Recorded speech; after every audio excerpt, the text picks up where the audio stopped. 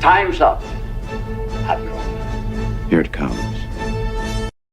Chevron 1, coded. For my ally is the Force, and the powerful ally it is. Life creates it, makes it grow. You failed your Highness. I am a Jedi, like my father before me.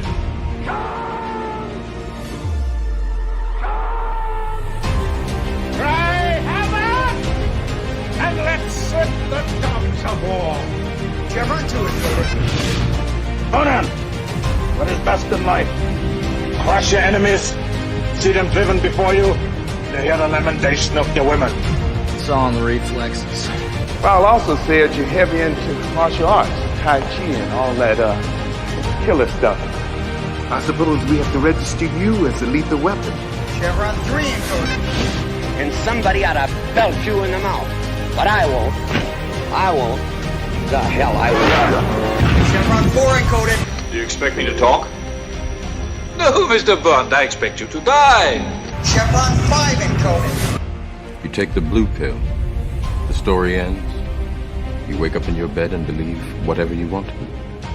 You take the red pill. You stay in Wonderland. And I show you how deep the rabbit hole goes. Chevron 6 encoded. Now, come on, you can, monk boy. Great Scott. Back off, man. I'm a scientist. You shall not pass!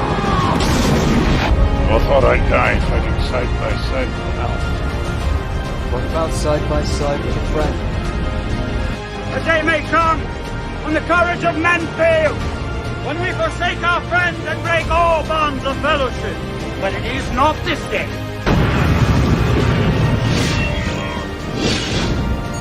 Chevron 7 is locked.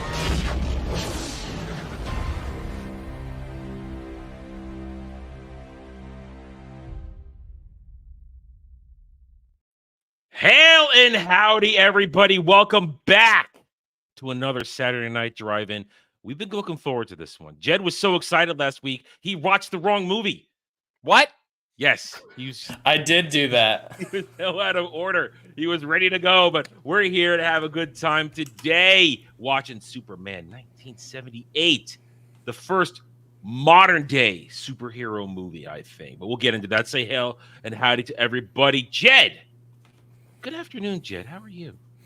I'm doing great. I'm excited to be here to talk about this film. Like you said, it's kind of the premier superhero film that started it all, and a lot sooner than people think about it. A lot of people think about the X-Men films or the first Spider-Man with Tobey Maguire being the premier superhero film, but Superman over at DC got things started back when they were the top dogs in the live-action arena. But yeah, I'm very excited to jump into this. All right. And we got two guests this week. I know, it's weird we got guests. Sometimes it does happen.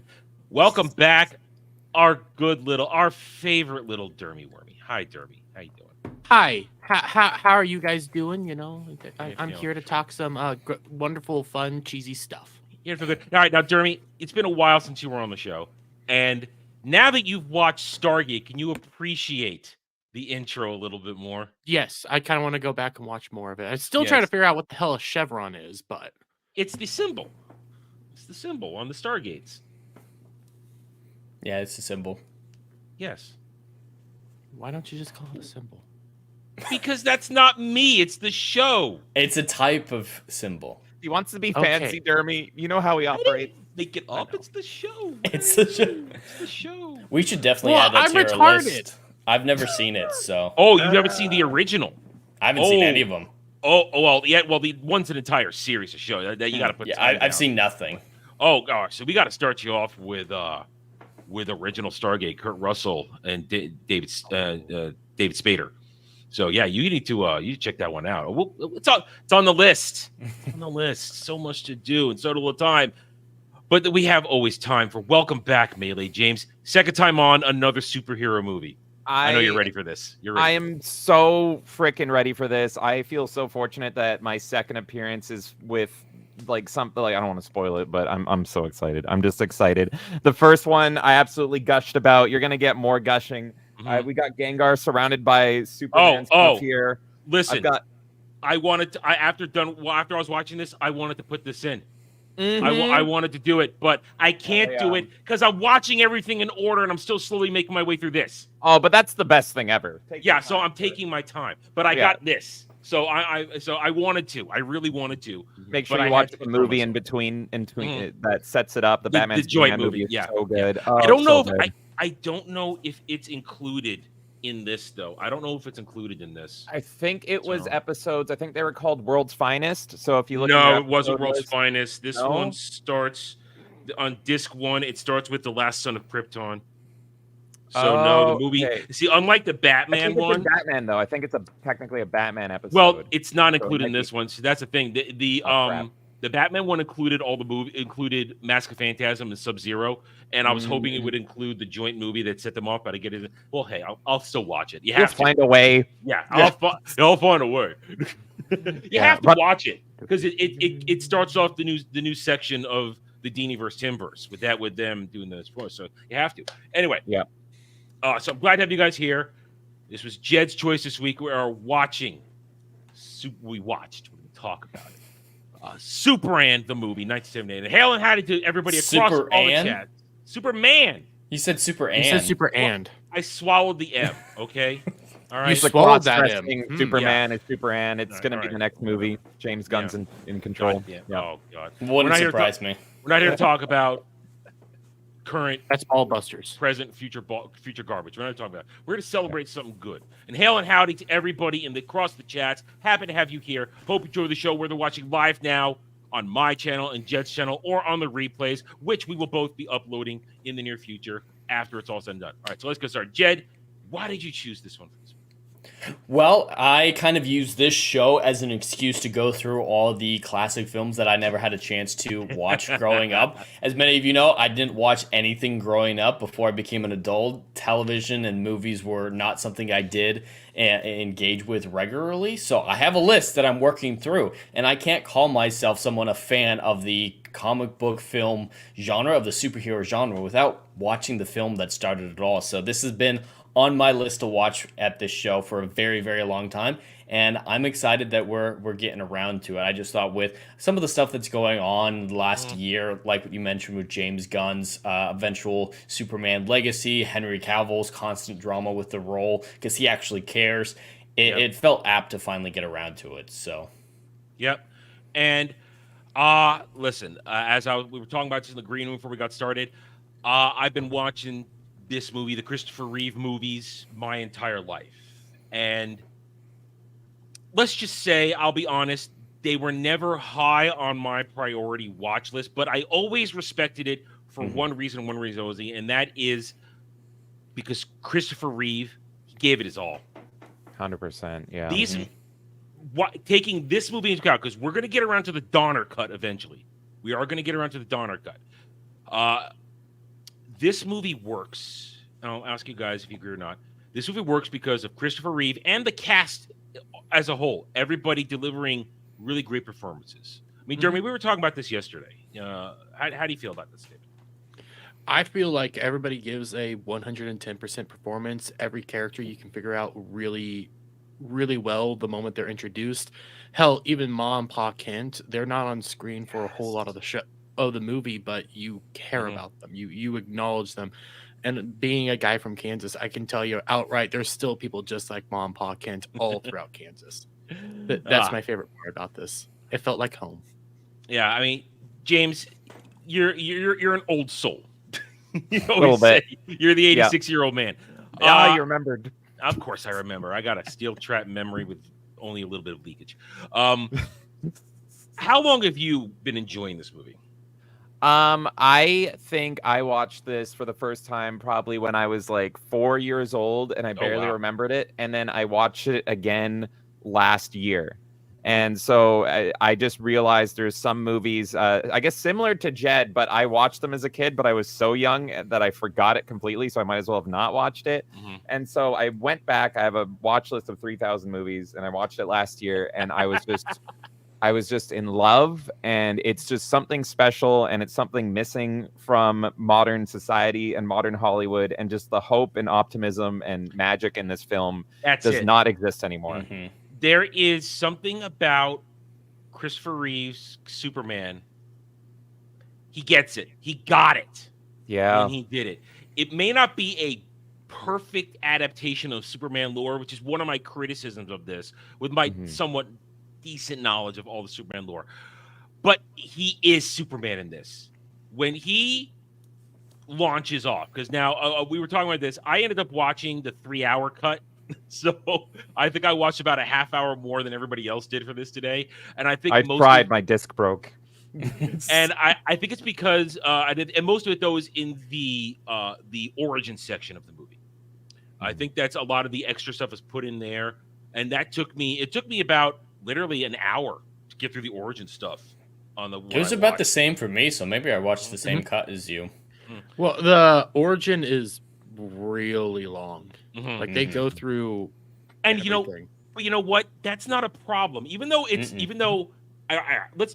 might as well dive in right here. As usual, I have something of a plan, but I've got our jumping off point here. The whole origin. First of all, Marlon Brando. He's Marlon Brando, but I think the rumor is he didn't give a shit when he did his performance. No. Well, did you see how he pronounced Krypton? Krypton. I'm from Krypton. He didn't give a shit, and he still gave it. I know.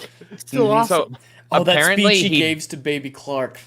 He didn't even bother memorizing his lines at this point in his career. And going in, this was my second time watching it within a year, and I was like, "Oh my god!" I didn't notice this on the first time last year, but you can see his eyes moving and scanning a script. Yeah, in his opening scene, you can see his eyes moving, and I'm like, "Oh god!" There's rumors that like other cast members would have like the script like taped to their back, and so as he was like looking around, it was there. But he's great because he's Marlon Brando. He's Marlon freaking Brando. I mean, yeah. There's a meme out there I know where two examples of people going into their roles and not giving a shit at all, yet freaking hitting out of park. Marlon Brando in this movie, and Orson Welles. Orson Welles, thank you. I was going to Orson Welles in Transformers '86. I guessed it. Oh my god. Yeah, you knew where I was going.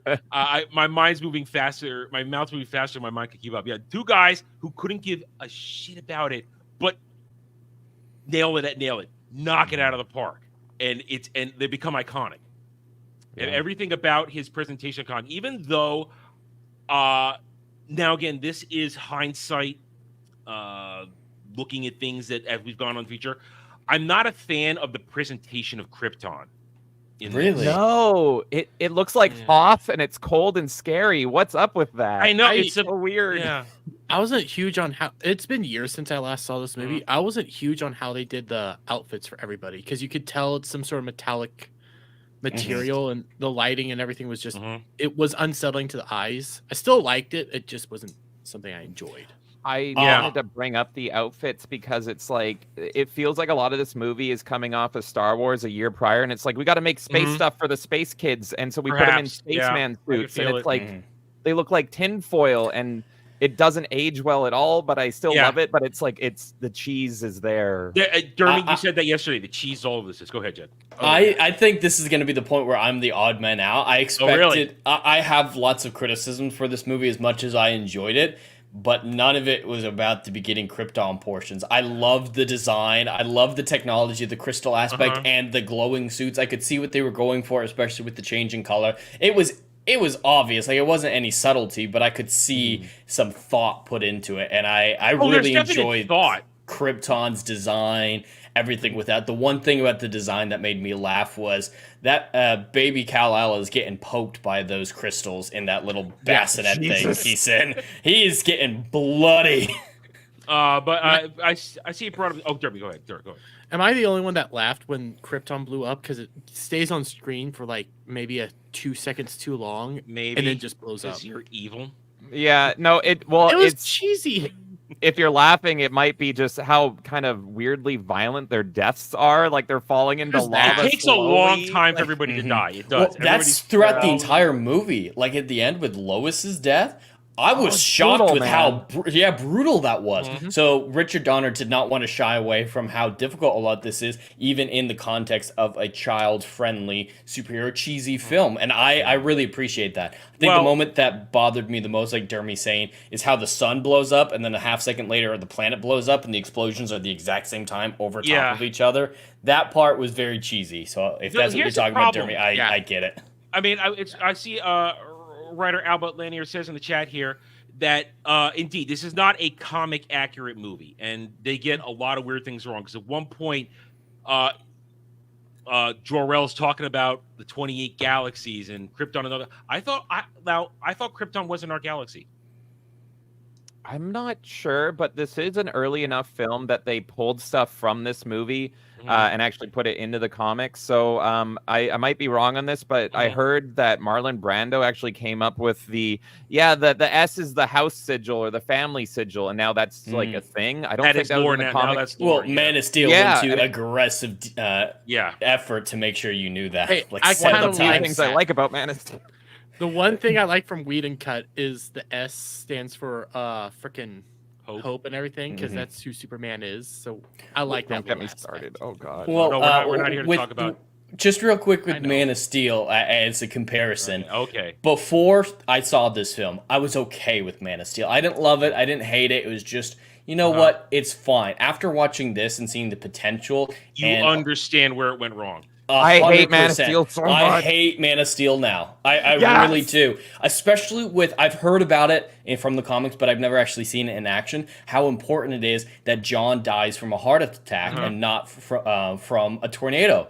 Because it teaches him a lesson that he forgets later on or goes against later on in the movie. Yeah. And there's consequences for it that no matter how powerful he is, there's a certain point where he's not going to be enough and he needs to learn to accept that, just like every other human being. And so, two things. One, have you spoken to Jeremy since you've come to this revelation? No. Does he know that you now hate Man of Steel? He does not. Well, he's going to give you a good pat on the back, I'm sure. Secondly, though, you understand there where Man of Steel went wrong in losing the spirit, and it makes me even angry all the time thinking that Henry Cavill could have been a new generation Superman with the smile and the wave. That's what I always say. I just wanted to see him in the red and the blue and the trunks with a smile or a wave or a salute. Every time I see Christopher Reeve do the smile, the wave, I smile. Even when I'm in the movie where I'm thinking, okay, these scenes drawing on too long here and there. And remember, most of my criticisms are going to be structural or very nerd centric about this movie. So understand that when I'm going to criticize it, that's where my criticisms are going to be. But whenever he's on screen, it's great. But you guys did mention family friendly. And Dermy knows where I'm going with this. There's a moment during his introduction montage where he's saving the day. So you guys all saw the moment where he takes the cat out of the tree and saves the girl for the girl, right? Oh God, yeah. She goes in the house. Yeah. She goes in the house. Mommy, a man flew down to help me. Don't you lie to me. Are you here? I laughed so hard. I wasn't expecting that. Great. It came out of the blue. Superman saves a girl's cat and she gets beaten for it. I got swarmed with hundreds of Zack Snyder bots last year because I defended that scene, because they were all like, hey, you want your Superman boring, why don't you go watch 78? And I'm like, yes, I would rather have my Superman actually embody hope and the American way and be good. And then they swarmed me with this scene and saying, like, how dare you defend domestic abuse? And I'm like, what? And then Superman wasn't pro domestic abuse. Yeah. He could have heard that slap and all. It's insane. They're insane, man. Here's the thing. Also, you realize he didn't use heat vision once in this movie. I specifically noticed that. Yeah, not once. And now Donner cut Superman 2, heat vision all over the place. It's used everywhere in that one. But in this one, use it. They were very, there's something you have to understand about Donner Superman. They give him weird powers at times, and that's especially happens in Donner cut. So when we watch Donner cut, small versions of him. What? Of himself? Can he make like small versions of himself or shoot himself out his hands? What? No. Well, or I don't know. I don't know if that was in Donner, but that was a Superman thing. Like he could make tiny versions of himself. Golden Age is wild, man. It had all sorts of wacky shit.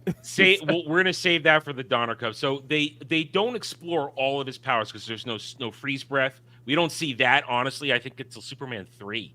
You don't see freeze breath until 3, where he freezes the lake and stops the chemical reaction thing from going on. So there's no heat vision. No, all we get is super strength, speed, flight, and X-ray vision and hearing in this. That's all you get in this. And now that's the basics. Pink. That's the basics. What? Pink. Pink. Pink. Pink. Pink. Pink. She asked. Yes, she did. But I went back to the whole little girl thing. That made me laugh so hard because I just thought like, damn, girl got slapped. Superman saved her cat. She gets slapped. You hear it.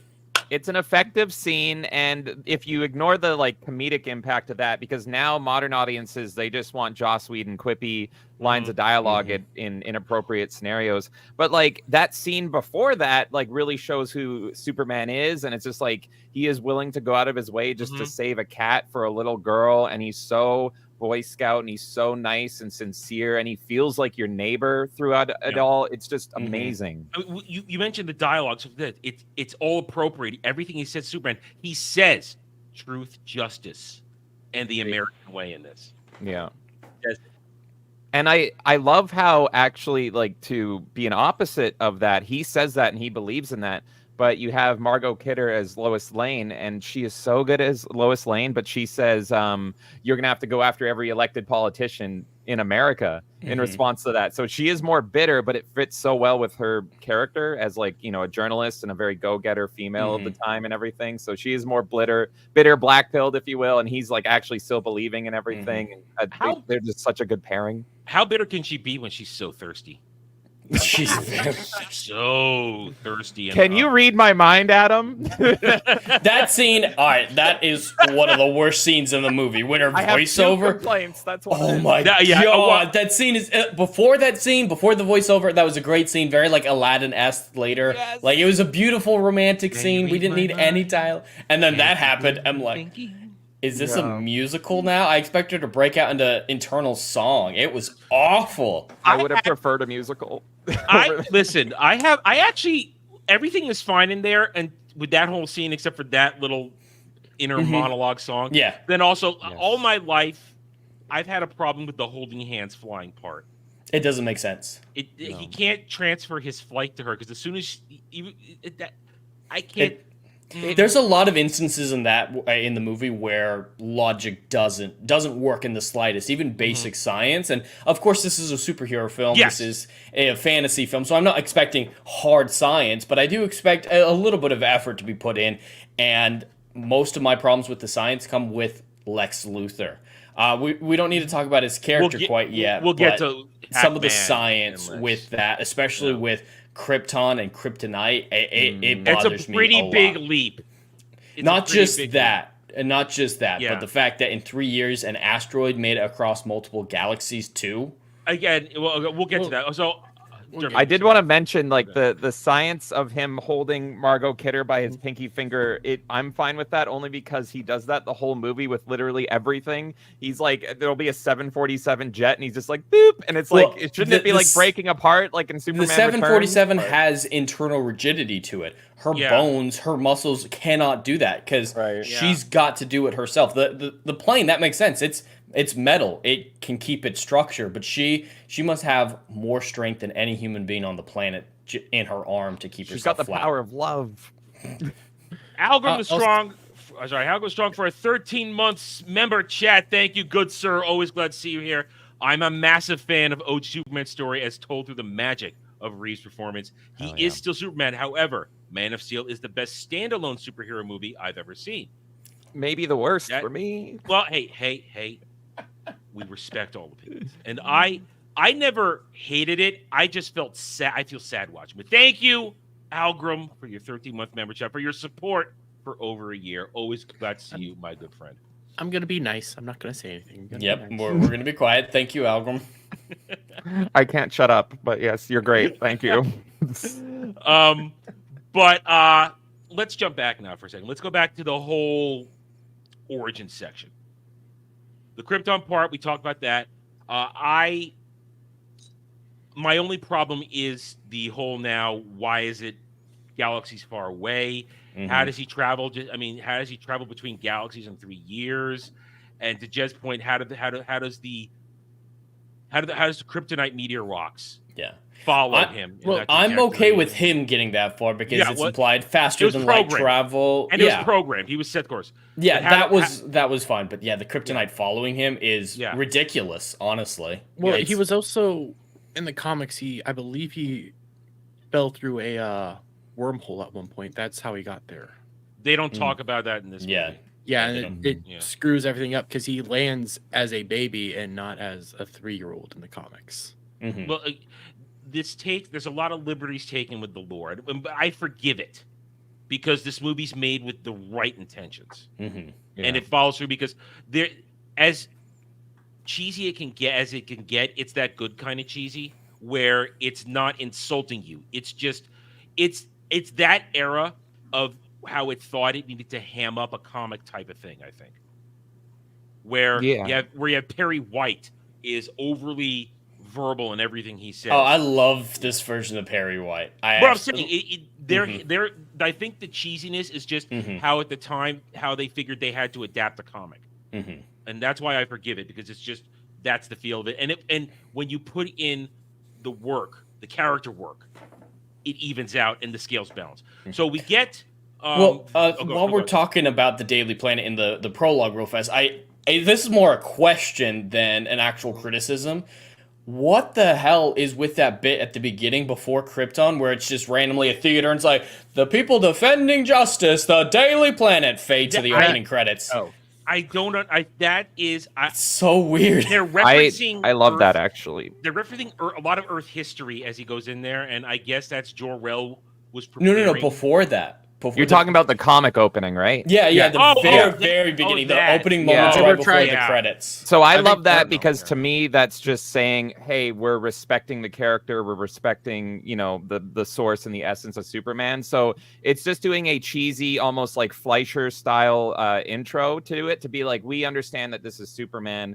We're going into this understanding of Superman. We're not going to, crap all over the character and everything. We're opening up with his first appearance being in 1938, showing a black and white comic to show the history. And this movie is sprinkled with that, like, throughout. Like, there is so many little nods to the history of Superman, like the phone booth I love the phone booth during his time as a teenager in Smallville, faster than a speeding train. Yep.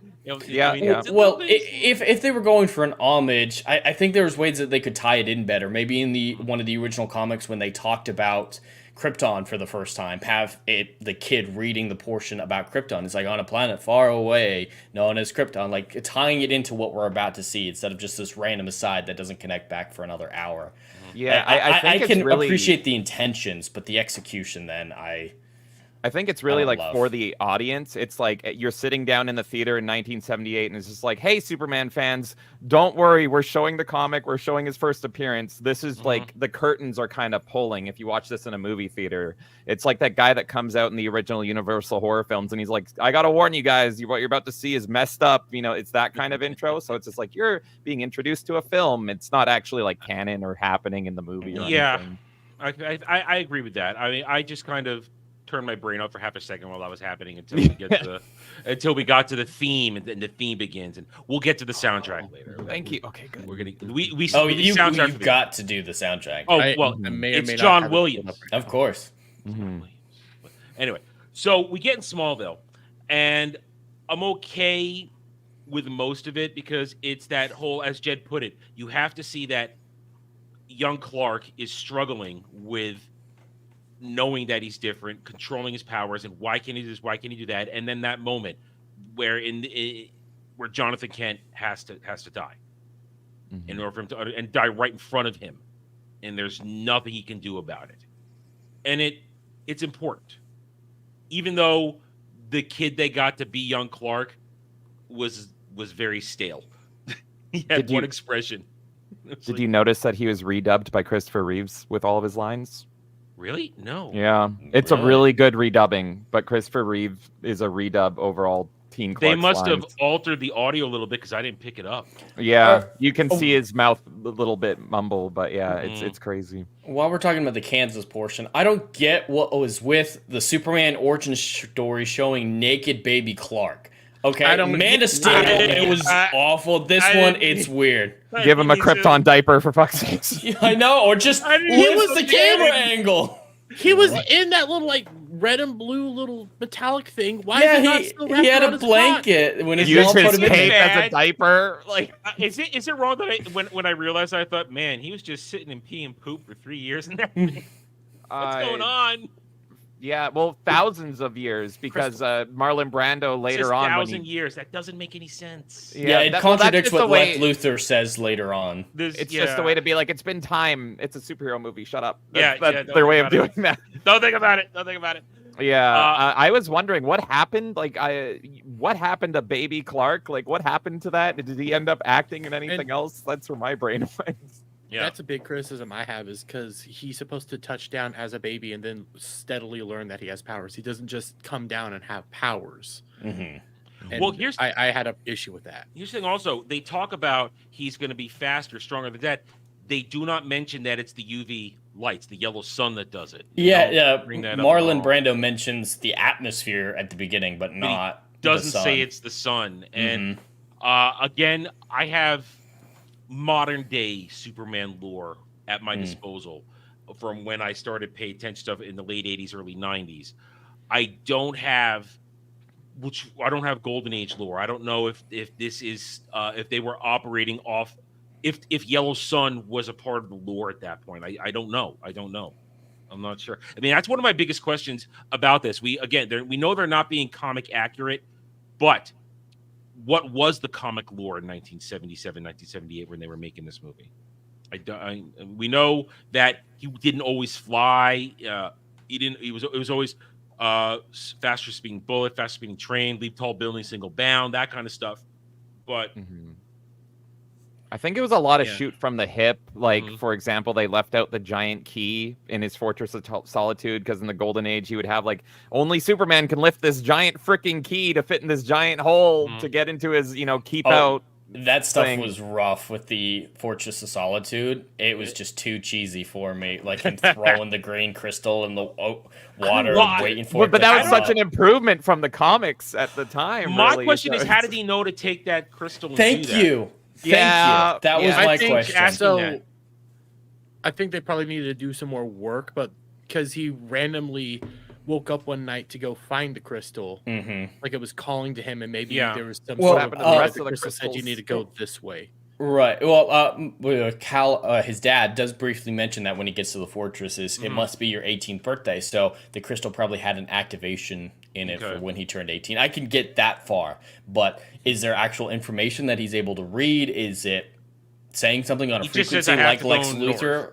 Yeah, like there needed to be a little bit more. I can get it activating and him finding it randomly one night, but after that, all reasonable justification goes out the window.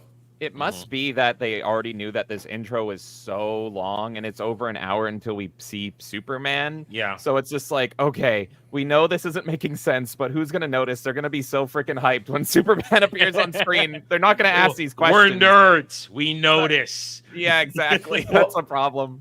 And I think some of this could be trimmed. I really liked a lot of the initial stuff, but that time could have been spent in replacing that god-awful training montage from inside the Fortress of Solitude while it's just galaxies and the whole we're not going to spend 12 years doing this. Yeah, it's like it's seriously been 12 years. I was surprised.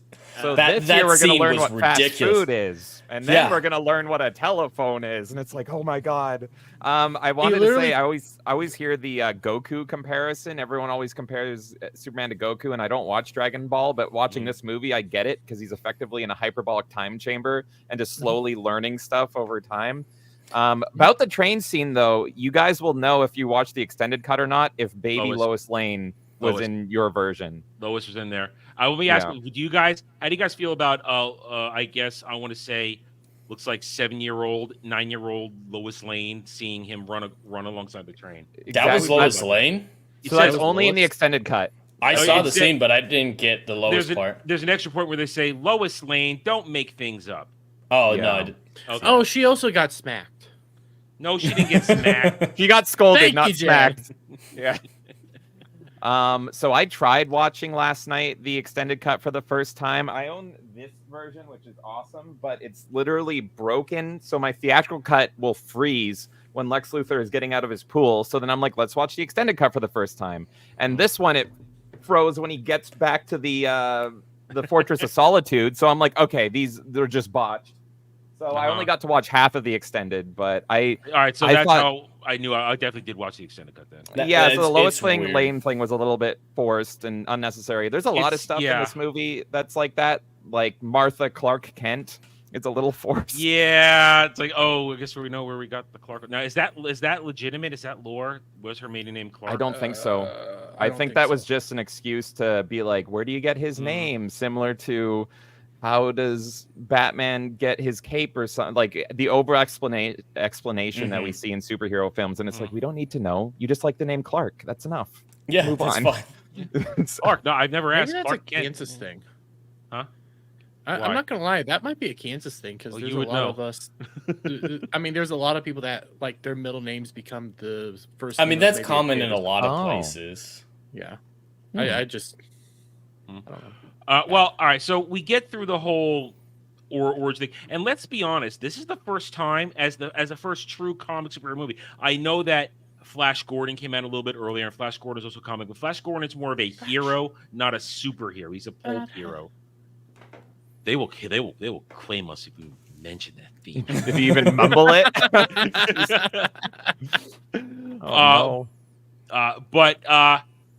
So I don't. This is the first true superhero movie that we get, and I think Richard Donner and I have you guys.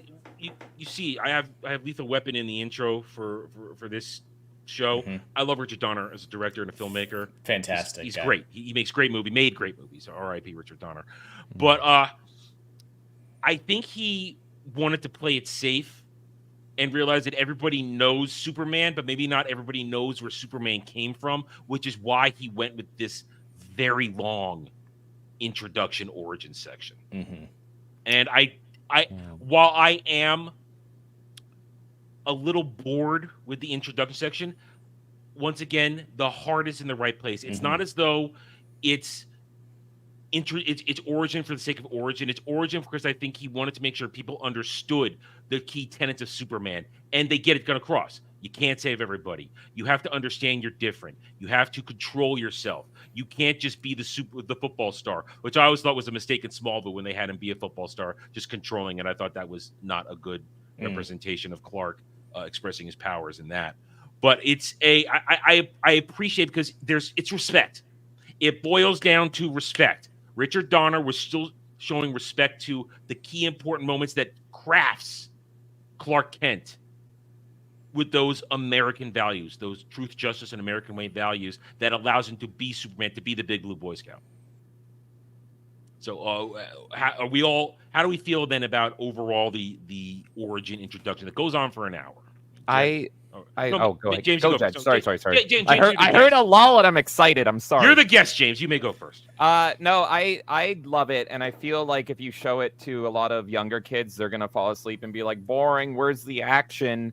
But I think it's something important to learn. I think they went with it so long with the Krypton stuff because Christopher Reeve at the time wasn't a big actor. He became known for Superman, and I just personally love that when, even if it hurts their career, similar to Mark Hamill with Luke Skywalker, you become so iconic with a role that is you forever. So they wanted someone, because this movie might be wrong, but this might have been like the most expensive movie at the time ever, but if not, it was close. And so they're like, okay, we need to pump this up. This is huge. We're competing with Star Wars, which kind of came out of nowhere. So we're going to get Marlon Brando, the biggest actor ever. But we're not going to have him play Superman because he's old, fat, and tired. So we need an hour intro of him botching his lines, and that's how we're going to get people in. So I think that's why it's partially so long, is I think it's a production side thing. But I also think that Donner really made it work and made it captivating. If you actually can pay attention to movies that slowly roll out a plan and everything, it builds up excitement. Just stay off your phone and watch it. It builds excitement. And that time where it gets to the point where you're actually seeing Superman and you see him fly for the first time, it's just like, there he is. Thank you. And it's so exciting to see after watching him literally go from an infant baby all the way up to a man. And so I get that it's not going to be for everybody, but I think it made sense in 1978. And I think if you actually take the time to be patient, it pays off wonderfully. Jeremy? I started watching this actually like before Ballbusters last night because I thought I had plenty of time. And as I'm sitting there watching, it's like, come on, hurry up. Hurry. I want to finish this before I do Ballbusters. Come on. Because I got so enthralled with it. I didn't want to walk away. Even all the slow parts, I loved every second of it. No matter how cheesy it got. Clone power. I'm with everyone else on this. The prologue is a little bit long, but there is a justification for it, especially with, as been mentioned in the chat, Superman 1 and 2 were made at the same time. Yes. So it would make sense. Similar to the explanation for why the ending of Return of the King is so long is because it's really one film and it's ending all 3 films simultaneously. So there is a justification for it. I do believe that there are better ways that they could have gone about several things, little ways to clean up the writing and whatnot. But overall, I'd say the prologue, with the exception of Christopher Reeve's performance, is my favorite part of the film because as we get into the other acts, the stuff with Lex Luthor, I have massive issues with. So the prologue, I think, would, even with all those, length, time constraint issues, I think is my favorite part of the film. And that's just an important thing to understand. It, as I said, it's done with respect. There was respect all over it. It doesn't treat the audience, and Jeb, we talk about this all the time. It doesn't treat the audience like an idiot. True. The exposition we get is woven in properly. It's done where the characters are actually having an interaction, and you're seeing when Jonathan Kent is telling him, "You were brought here for a reason. You have all these problems." You're not feeling annoyed because you're seeing a father and a son having a father-son moment after the son just watched the girl he liked have to drive away with another dude, and borderline heartbreak, and he cheers him up, and he wants to go play with a dog, and then he has a heart attack.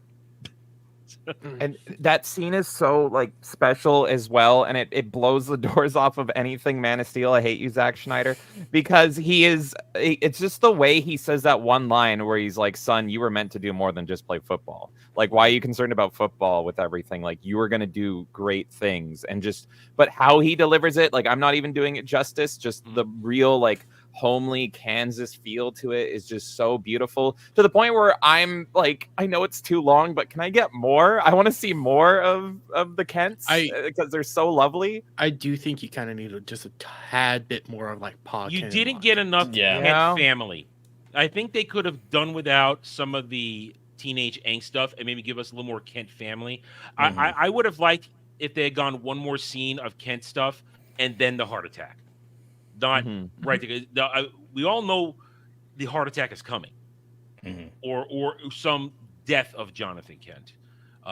Granted, not all versions do it. I mean, you watch in the Dini versus Tim verse, Pa Kent's still alive in this one. Yeah, he lives in. He's alive in this one. He was alive in the Adventures of Lois and Clark. He was alive. So there can be iterations where he lives and he still passes on the proper knowledge that Clark needs to know that he can't do everything. But this is like the true version where Jonathan Kent dies and he has to learn that lesson. As we said, he can't save everybody, but it does it well and with the respect option of it. And that's why I'm okay with the whole thing. I agree, though. They could have shortened a little bit in there. But as was mentioned, because these are 2 movies were filmed at the same time, I like seeing the Zod stuff. Parents, with the exception of them being in that pane of glass. It's so cute. It's so Phantom Zone. It's it's the original Phantom Zone. I really like that scene, the trial, the conversation. I mean, it's kind of aggressive foreshadowing, but I do like it. But just the actual pane of glass. I know they're in the Phantom Zone, but just seeing them all, it's too cheesy. It's too much. It up. Now, I want to know if audiences knew there was a sequel filmed at the same time. I don't think so. They didn't know. That's so cool and I didn't not know. common at the time. Like Marvel does it all the time now, but to have like the opening scene, you don't even realize those are going to be the badass motherfuckers in the future. Like that is awesome for 1978. Yeah, there was no stinger. There's nothing in there to say that it's going to happen. You're getting this. All you know is, there's Zod. and he's trapped in the Phantom Zone with his cronies. Mhm. And we're gonna get that later. And it's the way it is. It's the way it is. And Jed, when we get to the Donner Cut, you're gonna have a problem too with the fact that the Phantom Zone thing made it all the way to Earth. Well, Made it all the way there. My version broke at this point, but they explain it in the extended cut, Adam. Mm-hmm. I believe, because I don't want to. They get caught up in the wake of his thing. So I guess you can. They show you. It's show don't tell. They show you that Kal-El's pod bumps into the Phantom Zone mirror, and you want to assume that they're pulled into the wake with it. So Jed I think that's not in the theatrical cut, but it should be. Legata says they knew back then. Okay. Audiences knew? Yeah, I'm super curious because I might be 86, but I wasn't alive in 1978, believe it or not. So. Yeah, neither was I. I definitely wasn't. Jeremy says I'm old all the time. All right. Legatus, please take care of that. Time that out, please. So it is not. It's not bad to see Zod in the beginning. So good. I love seeing Zod, of course. Then knowing that we're getting more of it later. Kneel before Zod. Your and he even heirs says, will bow before me. Yes, it's so cool. It's so cool. Yeah, oh. It's Terrence Stamp. This is when you get good actors and the performances. And listen, there are between Superman and Superman Donner Cut. There's so much iconic things that is 40 years later, 50 years later. This stuff has stood the test of time. Let's be honest. Legatus, time this person out, please. But yeah, and it's so funny because I actually haven't watched Superman 2 yet, and I really, really want to. But I own it. It's right here if it works. But Zod's performance in this, for the little bit you see him, is so powerful. Like, all the actors, as Jeremy was saying, do such a good job. But you see such a little bit of Zod, and already I'm so much more captivated than Man of Steel Zod. Like, he's not screaming and crying. Like, he has a presence. You feel like he believes what he's saying and everything. And it's just, and him trying to convince Marlon Brando to be like, join us is just wonderful. I love how the judges feel like villains themselves. Like, nobody is really a good guy on Krypton. Superman is a good guy, but it's because of who he is. Kryptonians were jerks. Yeah. Kryptonians were jerks. They're evil aliens. They were good people. That's one thing some of these modern iterations get right. Kryptonians were not good. They're assholes. They're like elitists. Yeah, it's crazy. They're assholes. So we get to the Antarctic, and we get the Fortress of Solitude. We already mentioned that. My problem here is I don't like the fact that he went into this 12-year bubble, and he didn't live among the people before we get to the night, because this movie starts in the 1950s and it takes us through the 60s and lands us at the end of the 70s. That means like basically Clark was in a bubble through the entire Vietnam War. Good for him. It is a problem, especially with as soon as he gets out, he's just with the Daily Planet, apparently has all the credentials necessary, and he's in what's his bucket, White's good graces. I think it was important that he be amongst the humans, not being just Kansas. The Kansas upbringing is essential to Superman's story, his traditional values, but his Clark persona needed to be built. That wasn't a thing in Smallville. He wasn't, the hunched over, the dichotomy that Christopher Reeves does so brilliantly. Oh, yeah, we'll get to that. But he had to build that in Metropolis, as far as I'm aware. So if you skip the 12 years where he would be doing that, that creates a problem. You mentioned Metropolis, and here's one of my major criticisms of the movie. They were really lazy using New York City footage and calling it Metropolis. I mean, what? Most Statue of Liberty. Can I be biased and just be like, it is lazy and wrong, and I criticize the Christopher Nolan Batman films for not being Gotham, and they're just city. But I kind of love it because I love old America, and it's like, oh, it's nice to see the Twin Towers. Yeah, and the Empire State Building. They fly by the Statue of Liberty during date night. So I'm like, I get it's stupid, but I love it. It works now. And because we have to remember, DC, while it is in real world America and has makes up its cities, the actual city still exists in America. And unlike Marvel, where they don't make up the cities, they do It's all make up New York. country, but they don't make up cities. But it's Metropolis isn't New York. It's and Gotham isn't a Newark. Yeah, It's Chicago-y thing. Fuck you, Zack Snyder, on that. Fuck you. I've always thought of Gotham as being Boston. I don't know why. I always thought Gotham was see that. Chicago. I always thought Gotham was Chicago. Whatever is the dirtiest city in America, times that by 10. That's well. Boston has a lot of the gargoyle, the more gothic designed architecture. That's kind of why I made that connection. And I mean, what would Metropolis? I mean, Metropolis is supposed to be near Kansas. It's supposed to be within striking St. Louis. I don't think I've always thought a central city. It's a central city. Was St. Louis. Metropolis has always been kind of hard to nail down because it does have a port and everything like that. Yeah, but they shifted in so many narratives, in so many iterations. That's a problem. And St. Louis would be a good explanation to put a Metropolis. I don't know if it's big enough. I don't. It's like Simpsons and Springfield. It's not the actual Springfield. It's just somewhere. It's somewhere in America, and you don't really need to know it. But it's But it's not New York City. It's not New York City, and it's not. And you can tell that.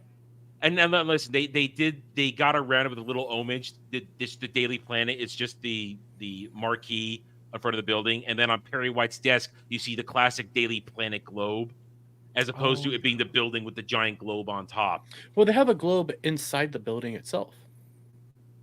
Well, maybe I wasn't looking. When they were leaving at the was end it of in the the first building? day, there's a big round. I was area looking with at a them. globe I in it. wasn't looking at the building. I wasn't looking at the interior. So I was watching. I was honestly, I was captivated by the Christopher Reeve Clark Kent performance at that point, because I was enjoying his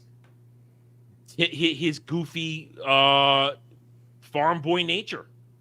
Yeah, and I want to say to anyone that says, "Oh, how can nobody tell that Clark Kent and Superman aren't the same person?" Watch this movie, because Christopher Reeve's performance is just insane. He just slouches a little bit, puts on the glasses, acts all "Whoa, Lois," and you notice it. And it works. You notice it immediately when after they have date night and he shows up as Clark. When she leaves the room to go get her jacket, just whoop. I love that moment. That was good. All right, incredible. so let's and real world experiments have been done to prove that it could work. I mean, Henry Cavill during the premiere of Man of Steel put on a Superman shirt and glasses and walked around Times Square and no one recognized him. Not a single person. It's great. It's that old adage. If you walk with a certain level of confidence, and even though you're not supposed to be someplace, it's the aura you project, and people automatically think you belong there. So it's about projecting a certain atmosphere around yourself. And the atmosphere of Clark Kent is, I'm humble, I'm goofy, I'm not confident. You don't really want to look at me too closely, because frankly, you don't want to look at somebody who's that meek, even though they're that tall. You don't want that. And then you takes off the glasses, and it's really Superman. But let's talk about. We're here. We're now. He has gotten out from training. He's now in Metropolis, new city Metropolis, and he is Clark Kent. And we haven't even seen Superman yet. Christopher Reeve's performance is now he is here. We got 2 hours left of the movie, and we get what is. And I will agree with this. People say this all the time. It is the definitive Clark Kent Superman. Yeah, because it's got all the right characteristics. Christopher Reeve, and we know this for a fact, he put everything into this. He wanted this to be perfect because he believed in the character.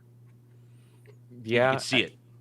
Adam, like you said, every time Superman talks, you just smile, and it's almost like bittersweet, because like I said, this is so missing from modern movies, is this sense of hope and optimism and just positivity, and that's what Superman represents.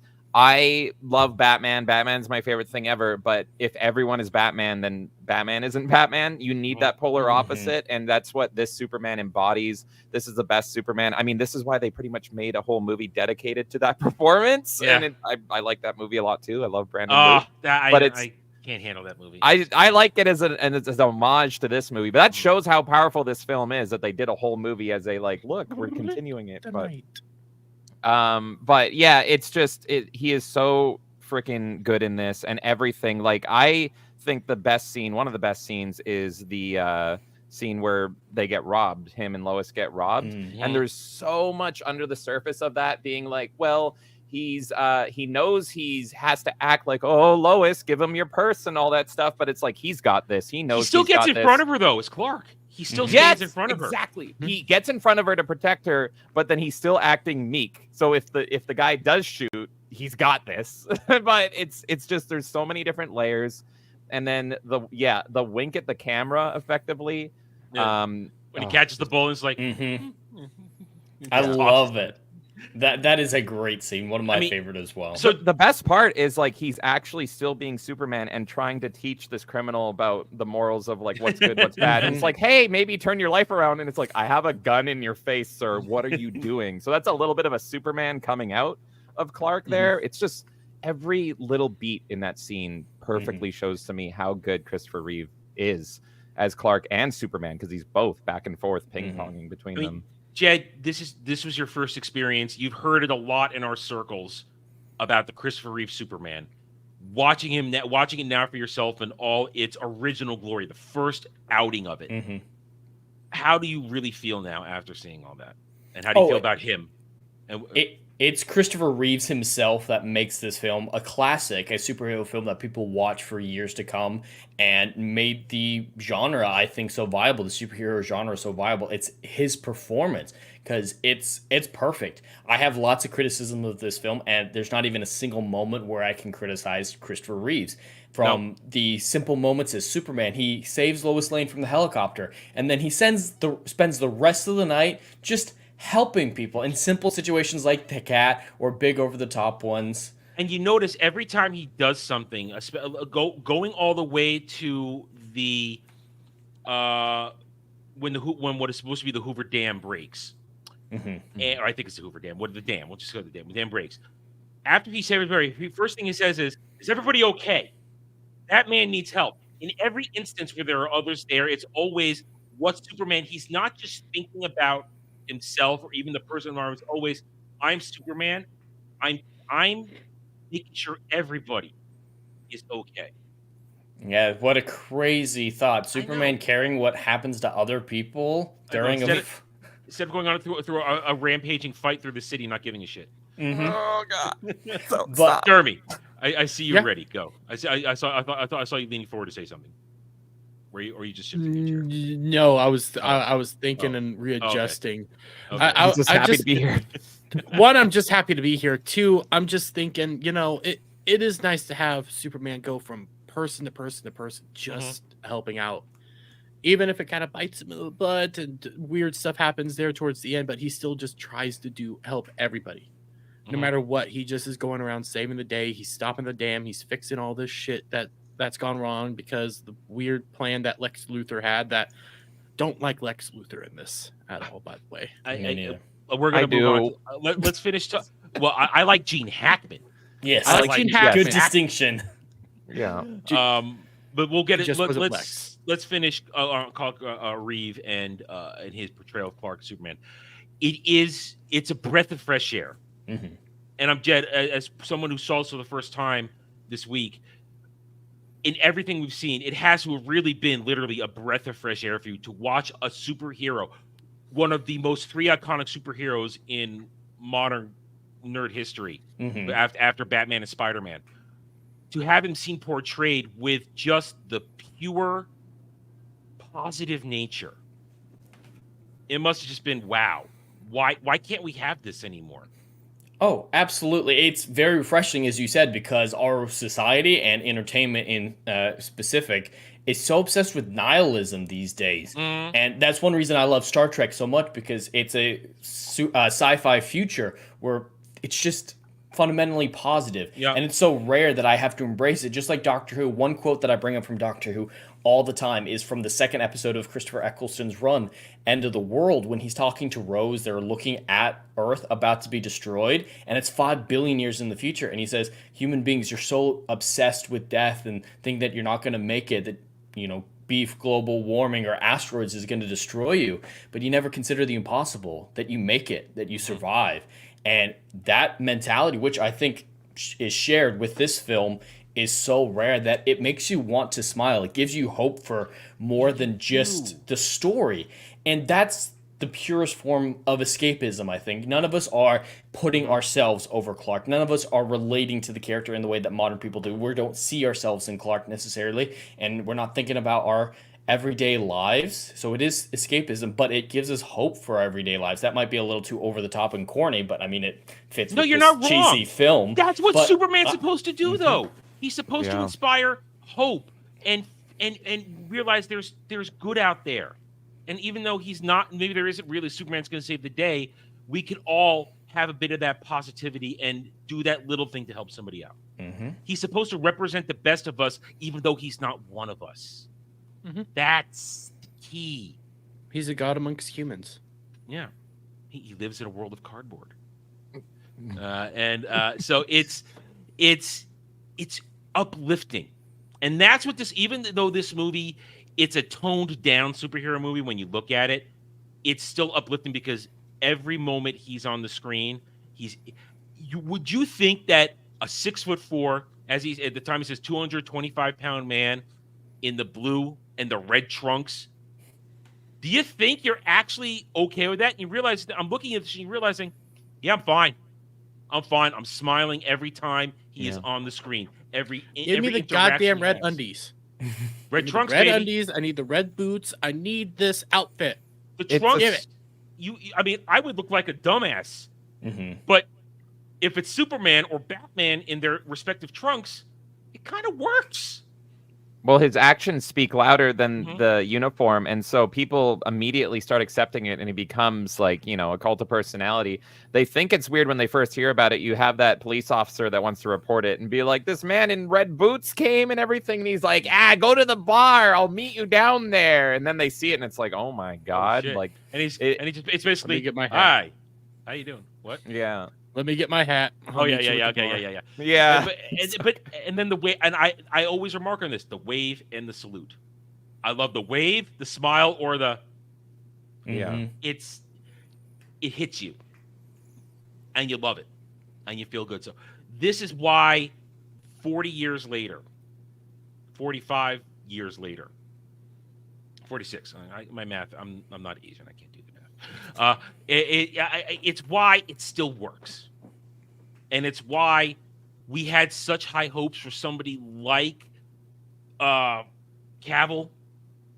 Yes, I forgot his name for half a second. Like Cavill, I tried to cover it this time. Henry Cavill. Why, as someone who, like Christopher Reeve, looked the goddamn part, wanted to be Superman, wanted to give the most, while we just wanted him to have a good script. We didn't hate Henry Cavill. We hated the world he got dropped into. Yeah. That's what was so frustrating. Absolute waste. Smile, wave, be positive. Don't have this air of fear that people know. That's what this movie, everybody sees Superman in this movie and they're happy. And they're inspired. And they know, shit, Superman's here. Hey, look at Superman! Not even oh my even the God. criminals are in awe of him. Yeah. Like, all he has to do is stand there and be like, you know what you're doing is wrong, fellas, and they're just like, all right, here, take the money. I'll go to prison now. Like, it's incredible. Like, he carries a presence through everyone else's performance around him. This the music. It's just everything coming together. Just swells. And perfectly. that final scene as he flies over Earth and just smiles at you and flies off screen. It's like, yes. Yeah. Yes, thank you. Thank you for inspiring me with hope, and thank you for making me feel good and for being a positive influence. Because you're a perfect, superhero. Adam. Superhero.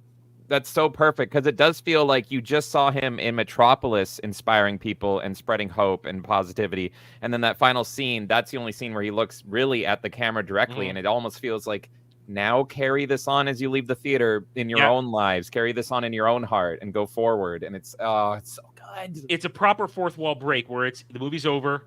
Thank you. Now, I'm Superman says goodbye, and I want you to feel what we just did with this. All right, we brought it up. Let's move on to I like Gene Hackman. I love Gene Hackman. fantastic actor. Hackman. Every performance, no matter what it is, Hackman puts out an outstanding performance every single time, and his performance is great. But that's what I like. Yeah. Here's Definitely my question. not Jesse Eisenberg. Oh God. Oh God. Spaz. Luther. We don't want to talk about Spaz Luther. But here's my thing though. Once again, I now call into question what era of lore are we drawing on? Because now this is coming out of the 70s where we had the cartoon Super Friends. So we've seen supervillain Lex Luthor in action in animation at this point. Was Super Friends 70s or 80s? Hang on, wait a minute. Superman? Super Friends. Super Friends. Meanwhile, in the Hall of Justice. Meanwhile, with the Legion of Doom. 1973. Okay, so we've already had a decade almost of the Super Friends where we've seen his iteration of Superman, Batman, Wonder Woman, Aquaman going up against Luthor and the Legion of Doom. So we've seen criminal Lex Luthor. But in that era of the comics, was there big business Lex Luthor, LexCorp, as the facade for his criminal activities? Did that exist, or was it just criminal Lex Luthor at this point? Because before I make my statements, I'm just curious about this.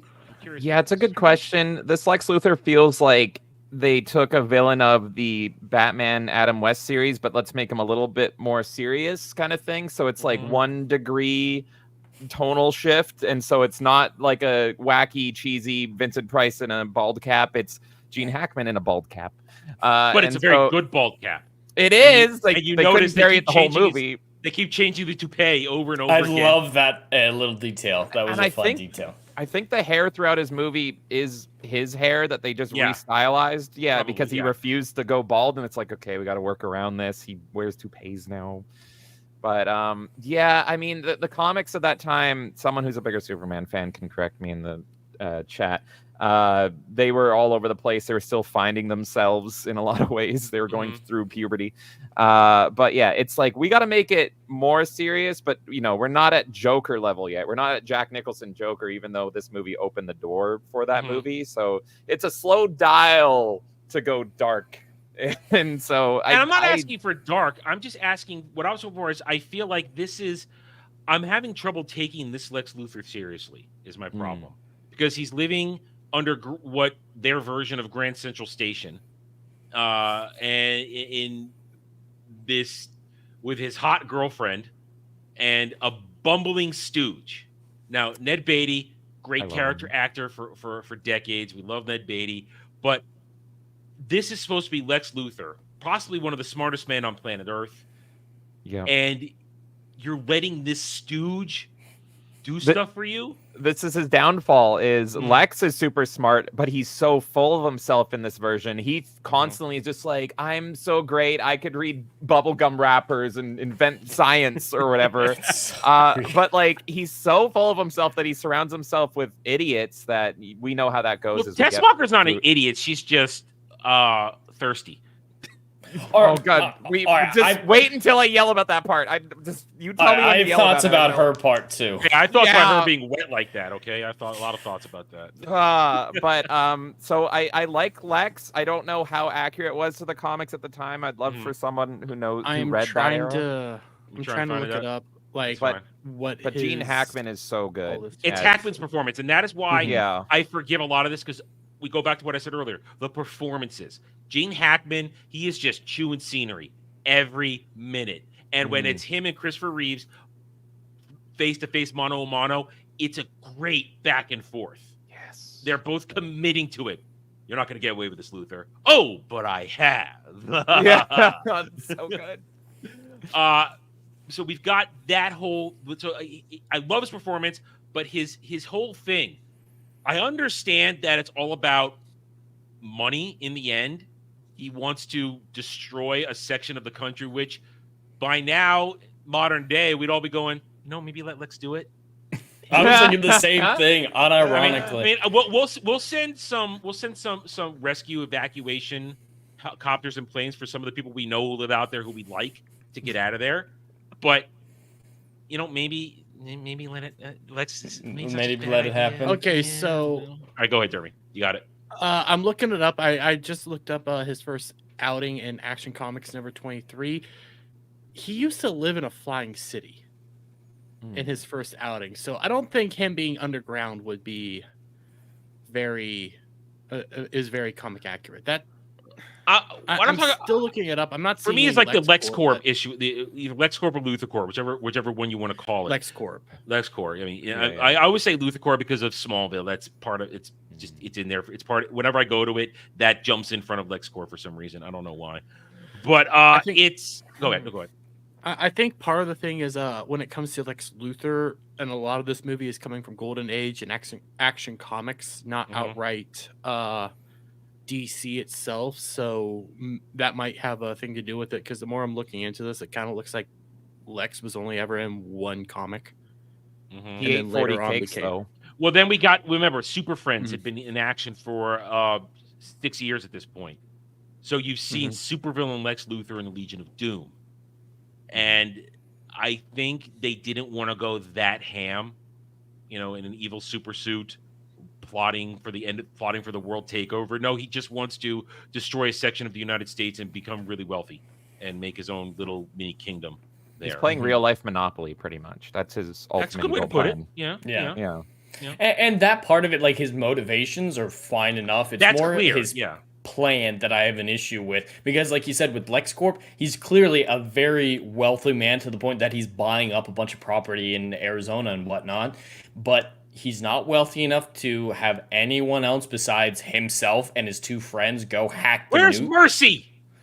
Where's Mercy? Mercy is so good. Well, we get insert horny Mercy in this one. But the U.S. government does not just randomly drive down the road with nuclear bombs and two cars.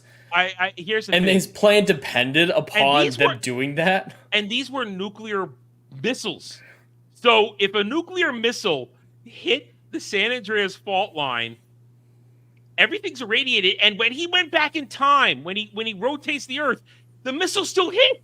Yeah, everything else still happens, but her car's still in the exact same spot. The fault line so the avalanche should still happen. Are we yelling about the time travel now? Because we're not there. Yes. We'll get there. I'm saving it. We'll get there. Okay. We'll get there. But all his property would be worthless because it's irradiated. It's irradiated. At least a lot of it. That section where it hit would be. They don't mention the fact that was a nuclear missile. And why did he send a missile to New Jersey? No, they didn't send it. Oh, that was an accident. That was an accident. That was because of Otis. Otis set in the wrong coordinates. That's almost worse. Yes, and that's why I say, why is Otis there?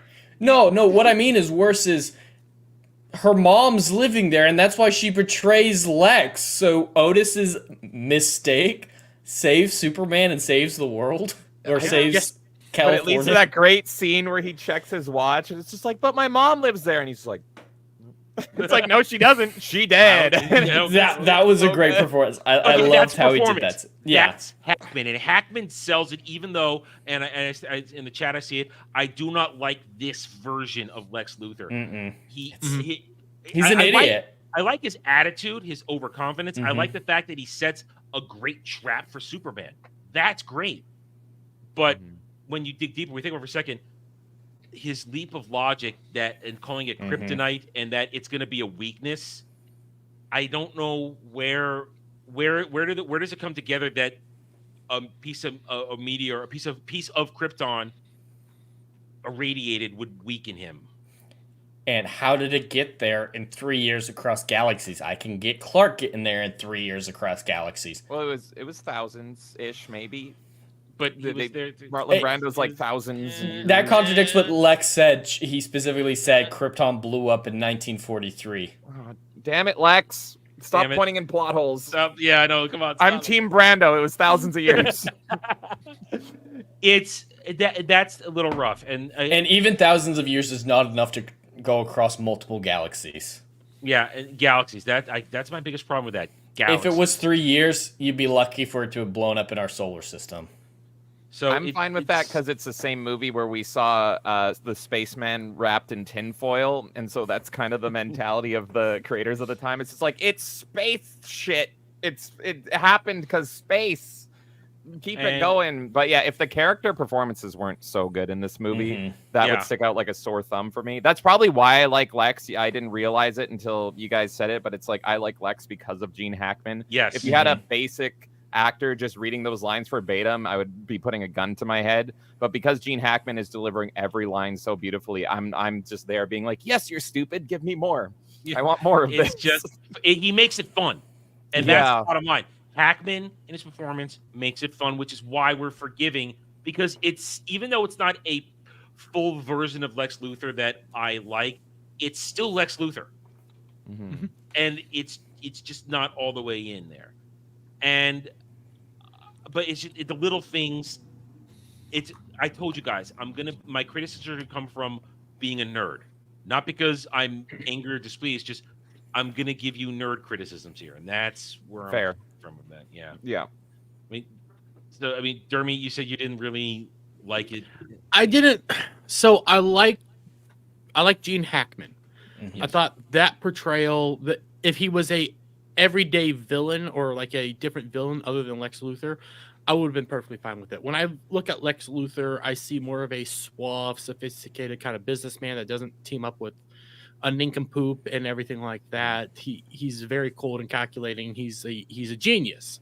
Yes. And I didn't 12th intellect genius. Yes, I didn't like how they kind of portrayed him that way. That he's just he's smart, but he's just a criminal.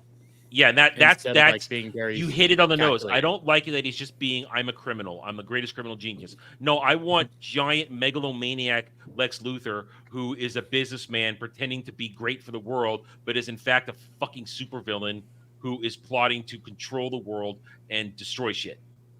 That's what I want, and I want all the power of LexCorp at his command, so that he can do all this shit, not hiding in abandoned tunnels underneath Grand Central Station.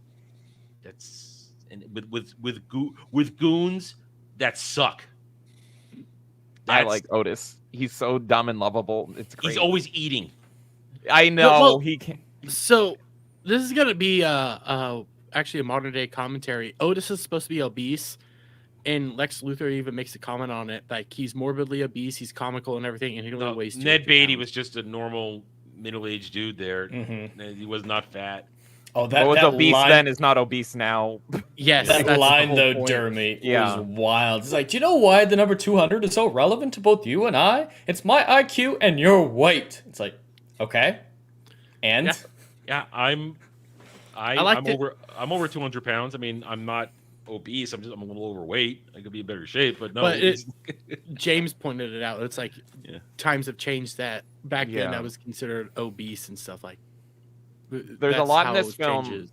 that you have to put yourself in the mindset of 1978. Yes. This is why I love films. I can watch films going back to the silent era and have a blast. You have to watch a movie and be like, I'm being transported back in time. Oh, not once am I thinking, oh, this could have been solved with a smartphone. Never once do I think that in any of this. I'm never. Because I like you, I can put myself in the era this was written in and made. Yeah, And exactly. Also because I come from that era. On that note, I would love to show this movie to Gen Z to show like the Lois and Clark romance. I don't know if you want to get into Let's this. go but into it's that. like, All right, let's jump to that. All right. It's First so of all, good. Margot Kidder. I'll be your Gen Z representation. How do we for feel this. about Margot Kidder as Lois Lane? She's a bitch. Fucking awesome. Okay. She's fucking awesome. She's a bitch. I'm over here like She's an awesome I bitch. didn't say she wasn't awesome. I love her, but I would go crazy dating her. I could never date her, but I like her as a character. Like, she's well written. It makes sense besides her voiceover cringy part. Yeah. And Now, let's be honest. At the time, her and Carrie Fisher were goddamn sex symbols at the end of the 70s because of these two, because of Star Wars and Superman. Every dude was just, fapping hard to them. I do have some problems with their relationship, especially the really the whole thing, because it doesn't have a whole lot of chance to breathe, to build up. the time travel thing, I didn't think that was in the first one. I always thought it was in the second one. Nope, that's and so the big thing. That's the big that thing. would have given enough time where I can be like, all right, Clark knows this woman intimately. She's been with him for a long time. I can see him making this massive mistake to undo the plan in a way that makes no sense. I think it only goes on. I think he's only been at the Daily Planet for a few months. I think this movie takes place over maybe a couple of months. Yeah, for the adult portion. Yeah. But yeah, she never treats Clark well. Like, she is often dismissive, mocking him, that I don't get their relationship as being quality. Her and Superman's chemistry is good, but so they never get enough of the whole Smallville, like, okay, Smallville. They never go into that enough. Now, again, we're going to go back to the fact that these are two movies separated, that we get way more of that in Donner Cut. Mm-hmm. There's frankly, Donner Cut, Superman 2, it's all about Lois and Clark. Well, you have time to breathe. That's why the time travel stuff would make more sense. Yeah. I love her death. It was so visceral that I was surprised, but at the same time, it's not 100% believable, especially because if he's going to undo time, undo it all and save everyone, but he specifically only saves her, which is a problem. Just tell me when to scream about time travel. I want to talk about them in love. You're going to get there. Jeremy? So how do you feel? I don't mind her portrayal of Lois. I view her very kind of accurate for when she's first meeting Clark and Superman, where she wants to, kind of be very dismissive to Clark, while at the same time, Superman, she wants to just bend over a table for. Yes. Like, that's who Lois is. And also at the same time, she's a journalist. She is really into her career and stuff. She wants to be that top level journalist. She can't spell though. No. Yeah. That's why you like. That's why you like her. She can't spell. Yes. I was like, oh my god, she can't spell. It's just like me. And since we're talking about her spelling, Jimmy Olsen, I liked in this movie a lot. I've seen a few different portrayals of him, but none that I actually liked. He should be ginger, but he was still a likable character, whereas the version from Supergirl, kind of weak. And we don't even need to mention the one from, I think he was in BVS. There was a Jimmy Olsen. He was a military soldier that gets ganked right in the beginning. That's right. I repressed that movie. Yeah. Jesus. Oh god. But rage I felt when I left that movie for the first time. Yeah. But I love Lois and Superman's chemistry. I even love Lois and Clark's chemistry in a different way. I love how these two work off each other. Like I said, I want to show Gen Z, this is how you flirt and be romantic. You don't have to sign contracts and hide cameras in your room, or else you're going to get sued. The playfulness back and forth on that opening interview, and it's effectively a date, is so wonderful. And I've seen so many people criticize it to be like, oh, he's sexually harassing her or something, and it's like, what? She asked. She outright asked, "Do your bodily functions work?" Yeah. She was advertising open for business. I know, but women can do no wrong. It's so stupid, but that's what I love about her. She said, "How big are you?" And it was awkward. And said, "I mean, how tall are you?"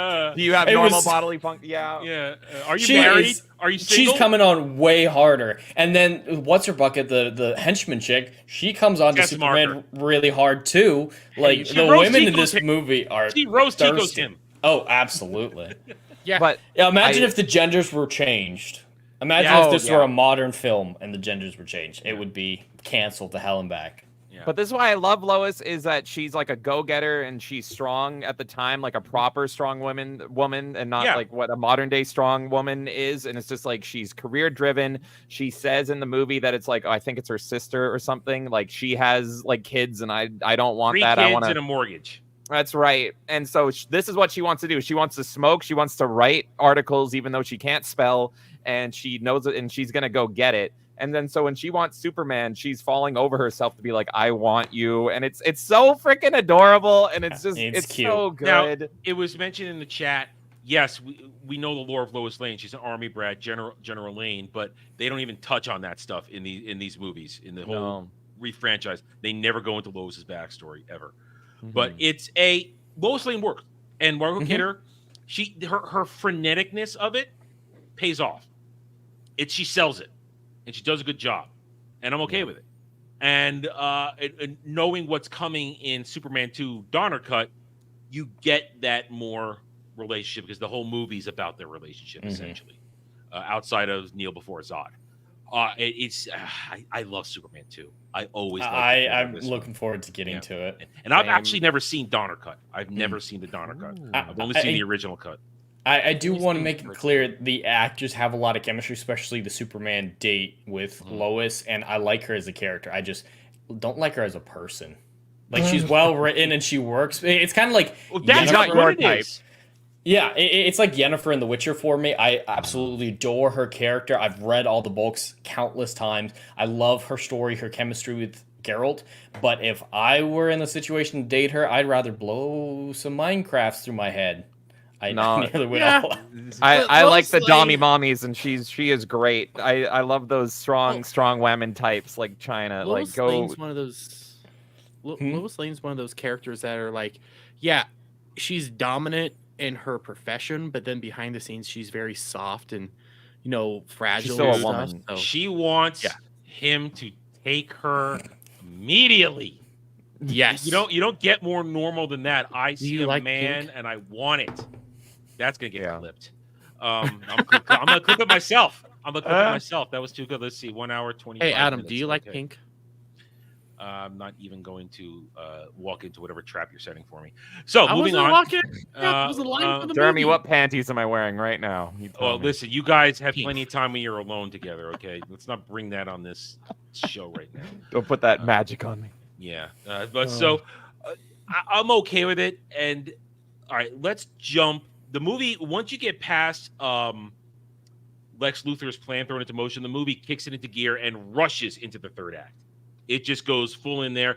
We're everything's kind of established, but now Lex's plan.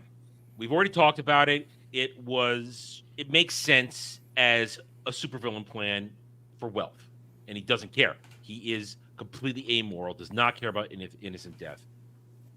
The whole thing goes down. Do we want to talk about Miss Tessmacher and the kryptonite scene? Well, let's. Yes. Okay. One thing, real quick. I think it was really stupid for Clark to tell Lois in the interview, "Oh, I can't see through lead." Yeah.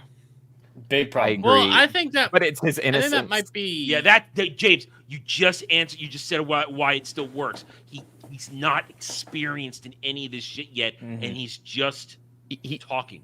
He doesn't think people would have like a super evil plan against him. He's gonna just catch criminals that are like robbing banks and stuff. Why would anyone hate him to the point of crafting a lead room and multi-missiles and whistling to dogs over him? Like that's so far out of his brain.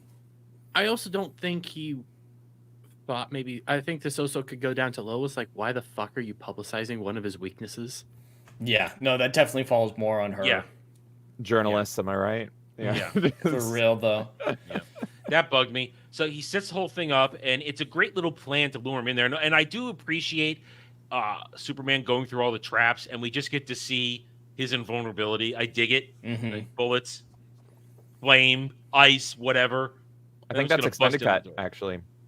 Yeah, that. Okay, it's extended cut. Okay, yeah, I didn't see that. Okay. Yeah. All right. So for those who didn't watch extended cut, what happens is after Lex lures him down to his dungeon, he has a bunch of traps set up because he doesn't exactly know how strong Superman is yet. So the first one is a hallway filled with machine guns, and we get a good 30 seconds of just bullets bouncing off Superman like it's nothing. And Superman's just going, yeah, I don't care, keep walking. Then it's a tunnel of flamethrowers that and they all think, oh, you see Otis and Miss Tessmacher going, oh my God, he's burning alive. No, he's fine. Walks right through it. It's a great shot, and it's such a shame it's only in the extended because Superman walking through that fire for 1978 is like the coolest freaking thing ever. Yeah. So and then he gets frozen solid and then busts out of it. Nothing. And then he breaks down the door, and then we have our confrontation.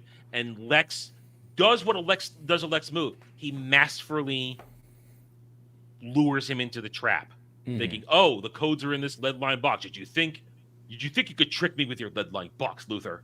"Oh no, don't do it. Don't open the box." He actually says, "Don't open the box." Yeah, he plays it so cool. I love the part where he's like take his cape And Otis is like, I don't think he wants me to take his cape, Mr. Luthor. And it's just, that's why I like those two characters. That was a good part.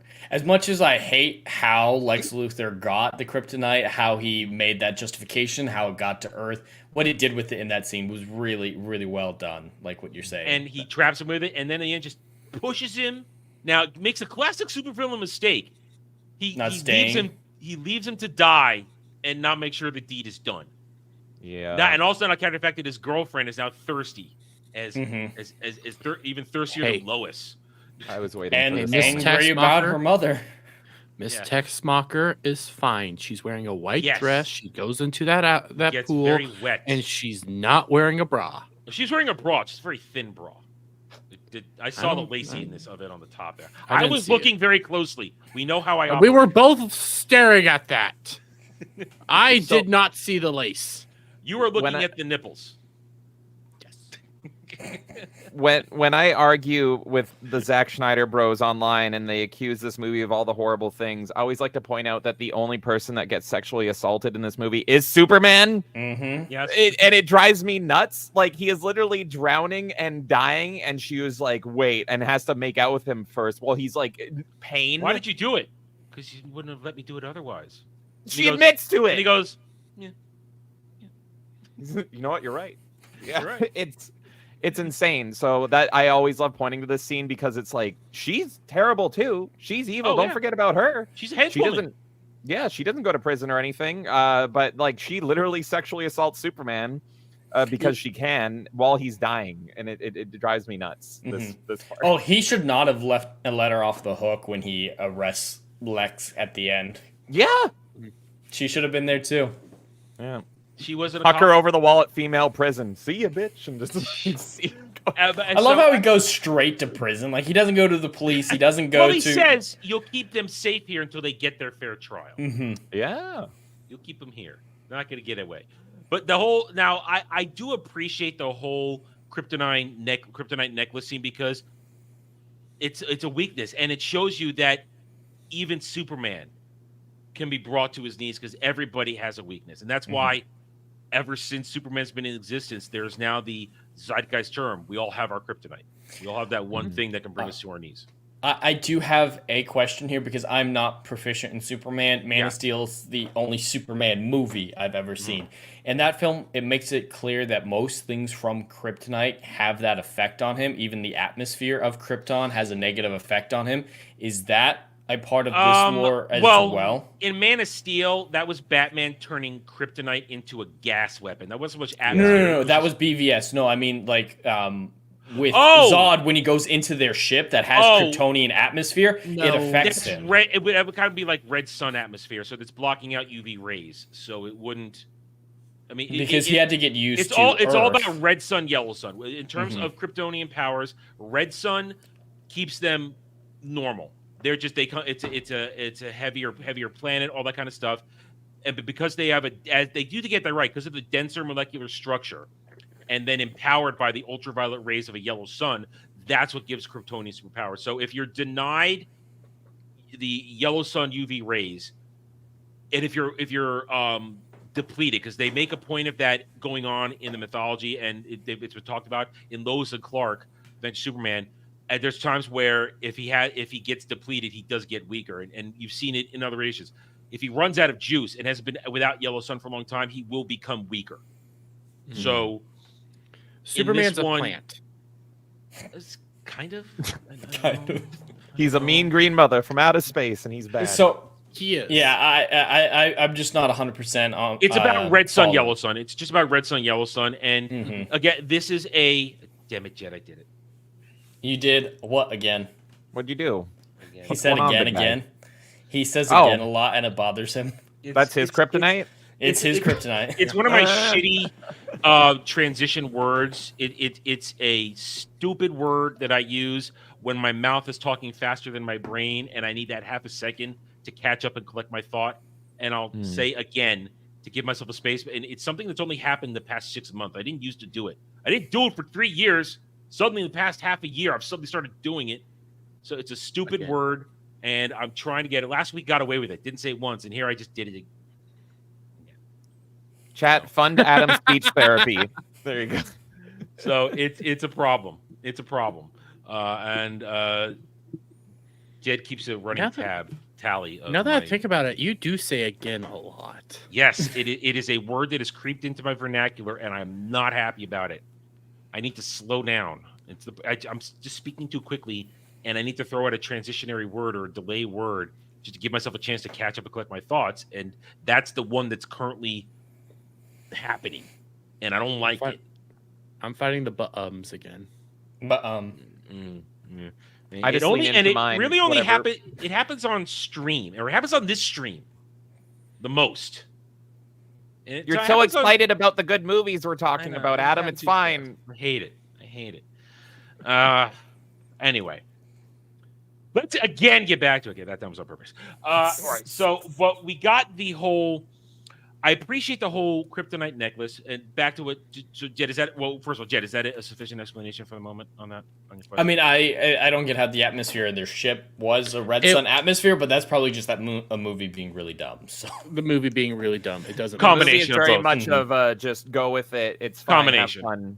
Yeah. Every other iteration, especially this one, I mean, Bruce, Dini versus Tim verse does an excellent job of Red Sun versus Yellow Sun, Superman power up. They do a great job of it.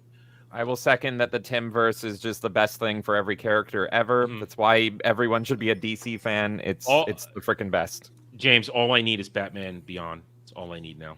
I've got everything else. Yeah. Oh, you mean animated? I thought you meant like a movie. Or no. something. Oh, I'd like a good Batman Beyond movie too, but we ain't gonna get that.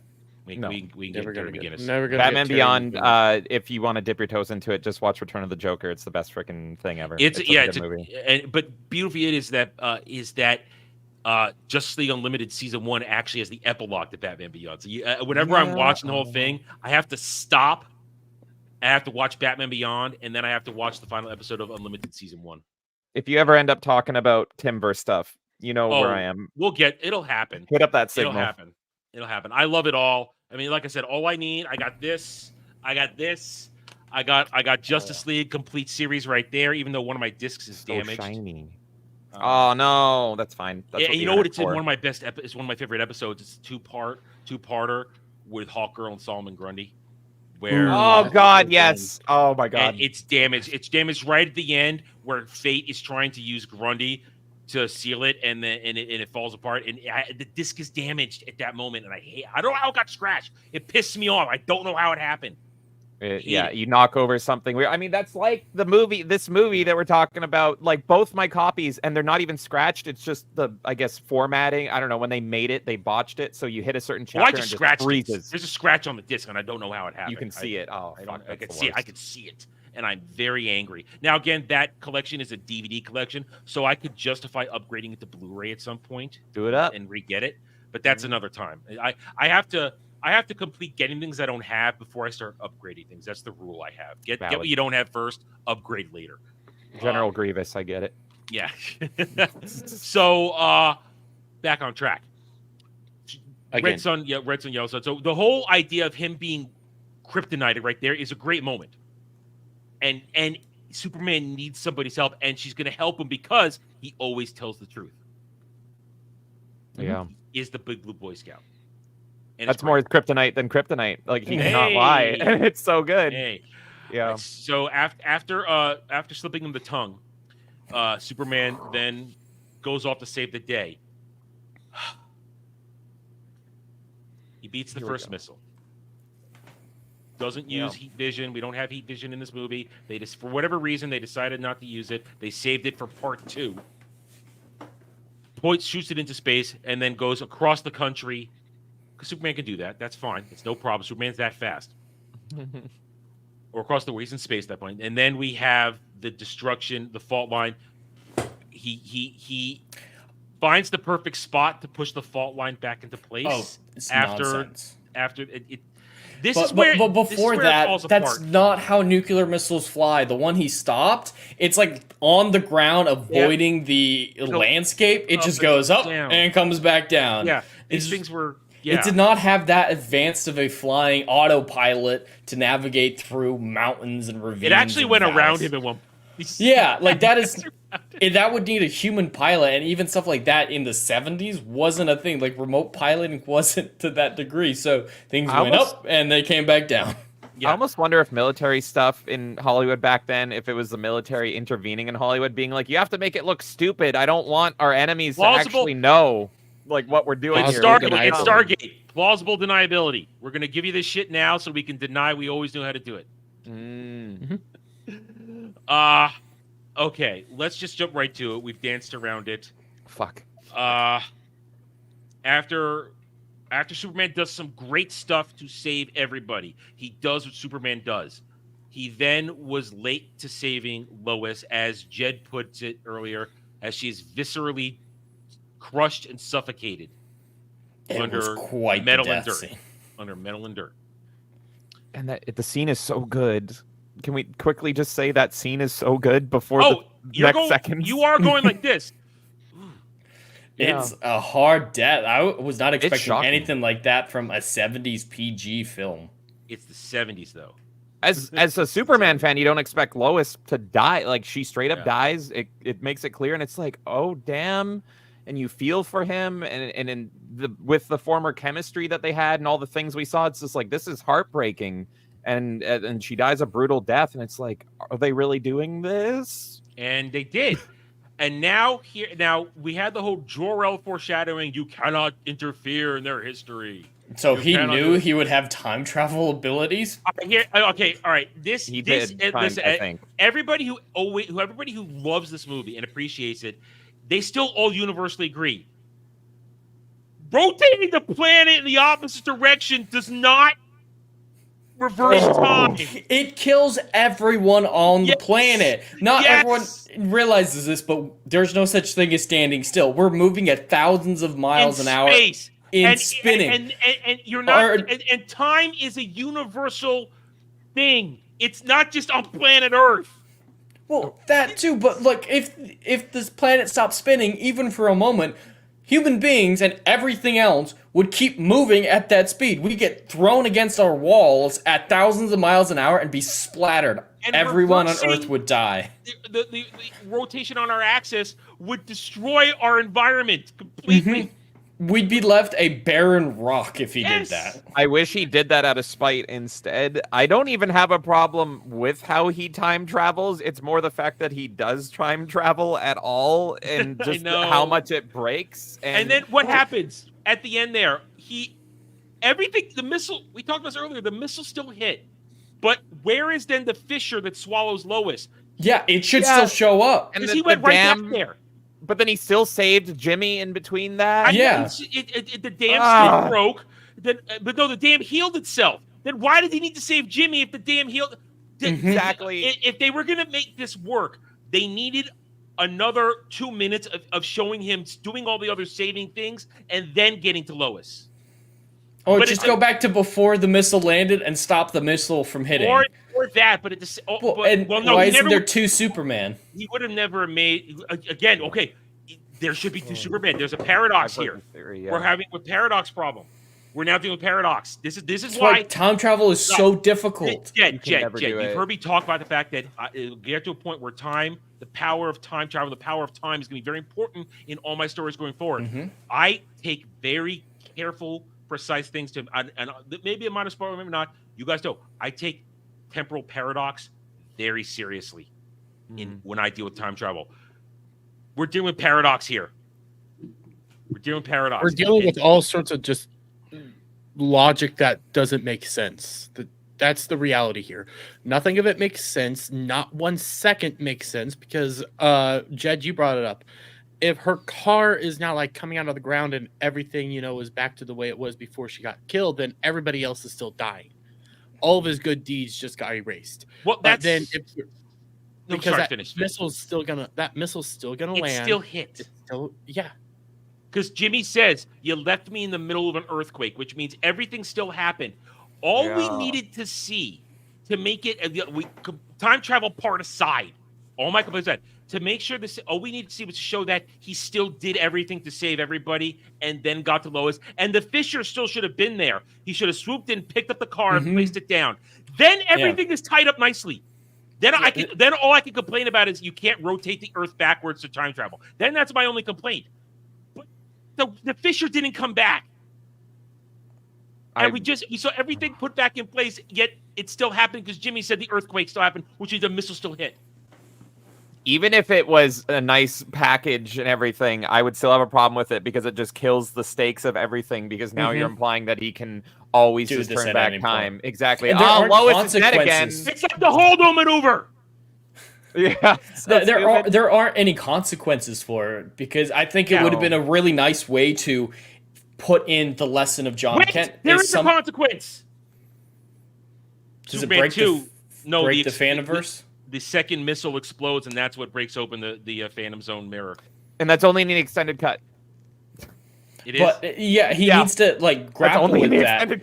It's reinforcing the lesson of John Kent's death. Is sometimes you can't control things. Sometimes people die. That could have worked from a character And they point. overplayed it. They overplayed his words over Jor-El's words in that moment. Jor-El says you can't go back, you can't change things, and then you hear John Kent say you were here to do something special, but you can't always save everybody.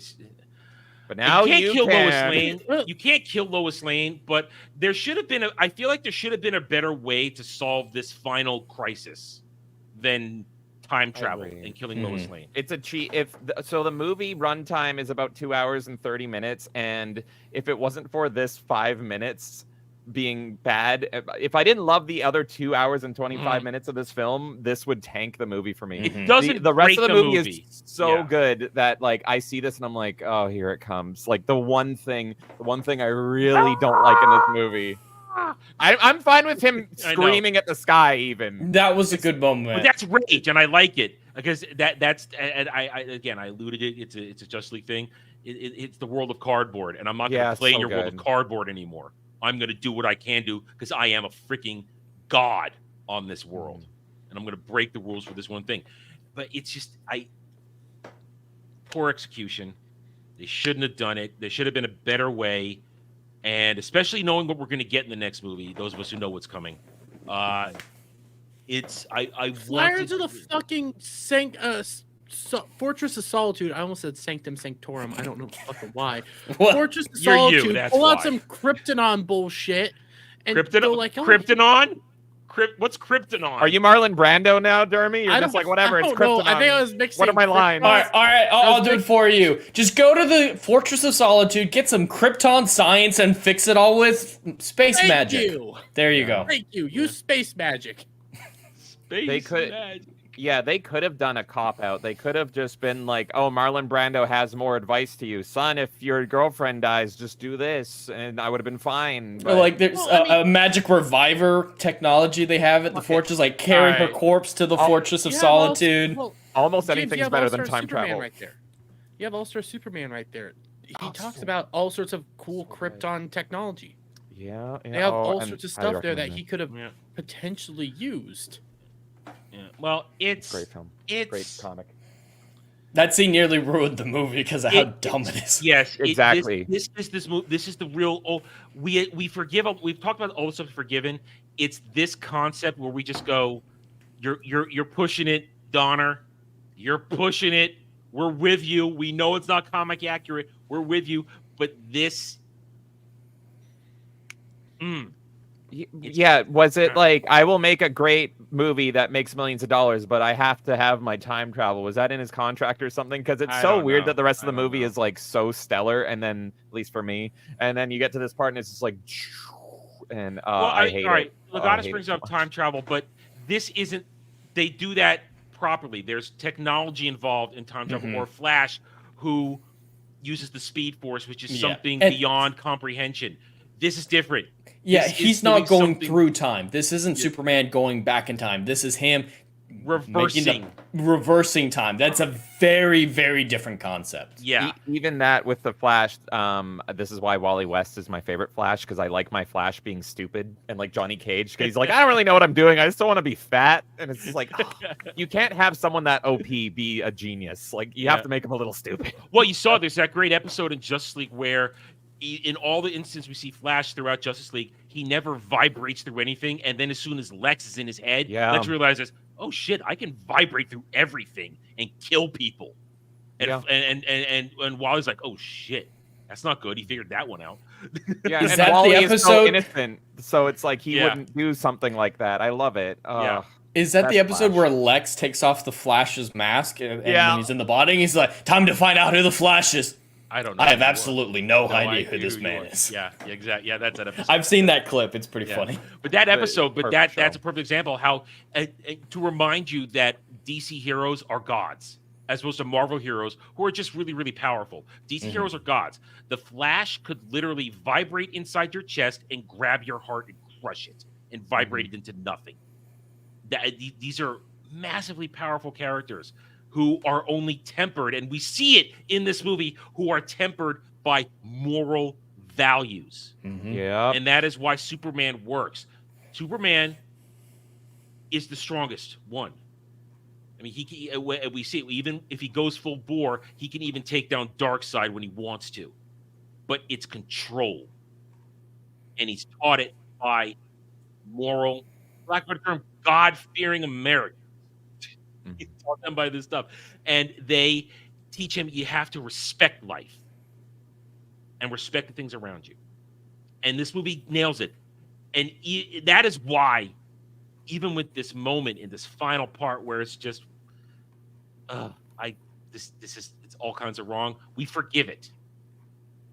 Because look, when he stands there and rescues Lois at the end, it's like, hi, you're okay. And I'm just going to be smart. And it just works. And then he goes to the Lex's dungeon and saves Tessmacher and just hoists them to the prison. Says, and when the warden says, thank you, Superman. No, thank you. We're all on the same team here. All right, I do want to briefly talk about that moment because I think it highlights very well why Christopher Reeves is so good, because that dialogue from both people is incredibly cheesy, especially what the warden says. And the warden's delivery makes it feel cheesy. I cringed when the warden said that. But Christopher Reeves' line is near equally as cheesy, but his delivery makes me smile and say, all right, I could see it. It works. It's Superman. It's Superman. And so that's why I think he stands out so much, because he can make potentially too cheesy dialogue sound authentic and engaging, hopeful even. Hopeful. All right, so that's the movie in a nutshell. A nutshell. A nutshell. Well, hey, I told you 4 people. We went an hour longer than normal, and that's fine. I love it. Go another 2 hours. We could. This movie's so good. Yeah, I want to eat dinner, and I got cookies I'm going to bake. So I got some. Ooh. Yeah, I'm treating myself tonight. But we have. Let's go over real quick the remaining parts of what makes food well. All right, the special effects are dated as hell, but I still love the whole. Yeah. There's something graceful and pleasant about his flight motions, and I'm okay with it. It's amazing with the practical effects. Personally, I'll always take practical over CGI. I always prefer seeing something that's real. So even though they're dated, I can put myself in that mindset. But I couldn't get over the fact that, like I said, I think this was the most expensive movie to date at the time. Came off a year of Star Wars. It's amazing how good Star Wars looks and how timeless it looks. And then you see some of the stuff in this, and it's just like, oh, we're pushed back. Well, and it's just we like, got to God remember, damn. Lucas was pioneering new technology at the time. Yeah, that was why. Yeah, it definitely looks significant. It was not available to anybody else. He made it on the fly, but it works. It works, and the cinematography works as well. Even though I think it's lazy, overlapping New York and calling it Metropolis, I still think that's lazy. It bugs me. It's all hell. But you see the real world. We see practical effects, explosions. I like it. So we're all okay with it. It ages well because we accepted that that's what it was. I think that's a fair way to put it. And now we cannot talk about Superman without talking about the score. Last week, Jed and I had a very long conversation at the end of last week's episode about the brilliance of John Williams. Now, this is John Williams in the beginning. This is early. He's just done Star Wars. He's doing this. This is the beginning of what would go on now to be a career, the career of the GOAT. It always comes down to to John Williams. John Williams. The theme. This theme has stood the test of time. You hear this theme and you get jazzed. I hear this theme. I go like this. I pretend I can fly when I hear this theme. I'm happy. And I even do a couple fist pumps at certain points during it because it's magical. And that's what John Williams do, make something magical. How do we feel? Let's go around. If Danny Elfman speaks Batman to me, John Williams speaks Superman. And just there's something so important about music in film, and just the way this music feels is perfect. I don't know if this is controversial, but I would even say for nowadays, if I'm putting myself in like a younger mindset, this score is actually underrated. John Williams is iconic and probably the biggest composer in film history, but you usually think of like Indiana Jones and Star Wars. That's what people point to, but it's like you hear just a second of the theme and you think Superman. I defend the Joss Whedon cut of Justice League, and they use the John Williams score and the Danny Elfman score for Superman and Batman. And when those two hit, it's just like, oh, there it is. I feel like it's Superman there. I wanted nothing more than to have Henry Cavill in that with this theme. That in this modern era, I wanted nothing more than that. You get a taste of it in the Joss Whedon cut. One other. Jeremy. The score is phenomenal. It is 100% what I'm not going to say what makes Superman, but it helps you know who this guy is. Without that score, it would still be Superman, but this just increases your love of him, and people know it so well that you brought up Joss Whedon cut end of Black Adam. Oh, I never saw that. That's what made me want it, because I thought, oh shit, Cavill's going to get one more chance, and they're going to use the John Williams theme. Oh, I gotta watch that. They announced it. Well, he comes out and everything. You got the John Williams theme. You got Henry Cavill with the little swoop and everything like that. It was like they knew what you wanted. They knew what you desire, and they gave it to you for a moment, and then bent you over a table. I hate you, Warner Brothers, so much. And as we go to Jed, real quick on Jed's side, super sticker. Jed, you can probably see what it is on your studio. I can. It is of a Corky saying "My Hero." I appreciate it, and with the Canadian $3.99. Thank you, and Magic, for the support. All right, Jed. After last week, when we just went on and on about John Williams, how do you feel about the Superman score? Well, it's perfect in every way. This is John Williams at his heights. This is one of his best themes, in my opinion. And it makes you feel hopeful. It exemplifies the Superman ethos. I really feel invigorated, excited, and it forces me to almost enjoy what I'm seeing regardless of what is actually happening. And that's really a testament to John Williams' skill. Is it more than elevates the film. I think it makes it the legend that it is. It does. That theme and the Lois and Clark theme they're tattooed on pop culture. They are historic and iconic, and they, as you said, as we always say, it elevates the movie. There is one thing I will always do when I watch a movie that has a John Williams score.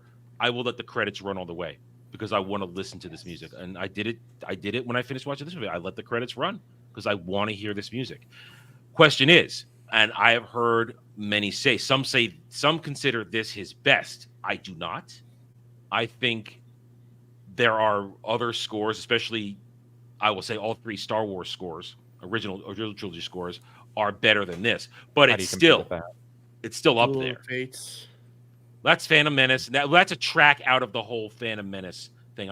I would say if I right now, I would put the entire score of Empire Strikes Back over this. The big one for me is deciding whether or not this is better than Indiana Jones. Those are the two that are competing. They're the top three. Yeah, I'm trying to see what else. What else? Last week we did Memoirs of Potter. Harry Potter. Last week, Memoirs of a Geisha. We talked about it last week, which was so impressive because unless you know it's him, you don't know it's him. It's how perfect he disappears in the style. So for a couple Japanese little music. notes here and there, which are his fingerprints of his tone. Yeah, you don't know it. John Williams has a lot of classic things. Jurassic Harry Park. Potter, E.T., Home Alone's Jurassic really Park. good. Hook is so underrated. I know, it's so good. I mean, you Which got to other- realize you just keep going down the list, and but this is memorable because these two themes. And there is a score to this movie, but I only remember these two themes. Yeah, I remember the main theme, and I remember the Lois and Clark theme. That's what I remember. And it's John Williams, the greatest of our era, the greatest in modern era when it comes to scoring and creating themes to these endless classics. And that's what adds to this movie. Without that, we get John Barry and the Black Hole. As I said last time, it just did not work. It did not work. All right, that Man of Steel? Oh. No. John Barry. John Barry's James Bond. He's James Bond. Oh, okay. He did the track for the Black Hole, and it just didn't work. It's like he was trying to put a James Bond theme into a movie that had no business being down like a James Bond movie. That movie had some issues. Yeah. You know what's sad is I don't think we're ever gonna have another John Williams. We have somebody who's trying to be John Williams, the guy that did the Dune soundtrack. Hans Zimmer. Hans Zimmer, and he has a lot of his own stuff, but it's not. Hans Zimmer doesn't have that magic of John. He's incredibly talented. Hans Zimmer's great. Yeah, there's a few other great ones like Howard Shore with the Lord of the Rings soundtrack. I put that as the second greatest soundtrack of all time, with Star Wars being the first. But and you throw in Jerry Goldsmith and all that he's done. I mean, Alan Silvestri's done a ton. There's the pantheon. But John Williams remains at the top, not only because of his ability, but just his catalog. You realize everything is done, and it always comes down to these great movies have his great soundtrack, and it's always going to be in a greatest of combat. It will always be John Williams versus John Williams at the end. It's just a fact. As great as the Lord of the Rings trilogy is, that's all you know for Howard Shore. It's true. That's it.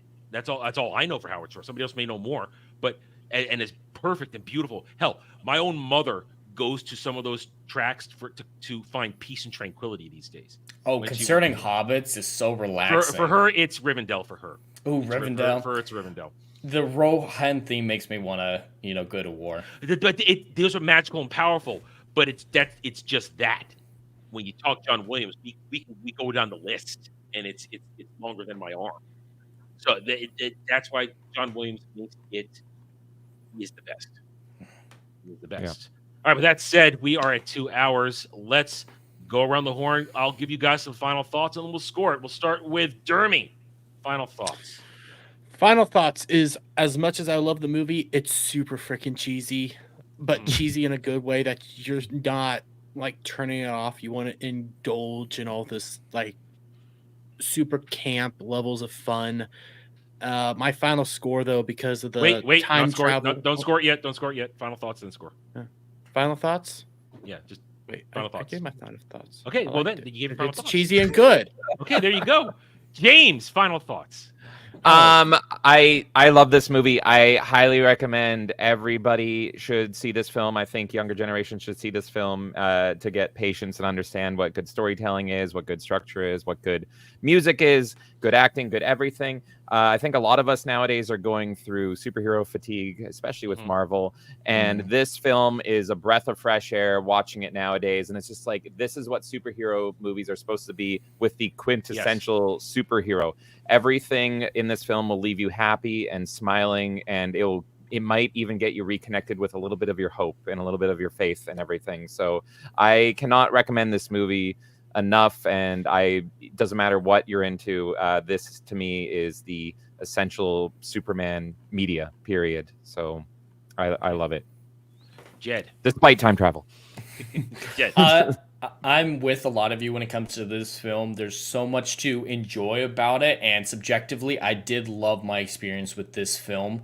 There are some substantial flaws that I do see. I am definitely the one here, I believe, I like the more artsy types of films, like Last Night in Soho and Tar have been two of my favorite movies from the last couple of years.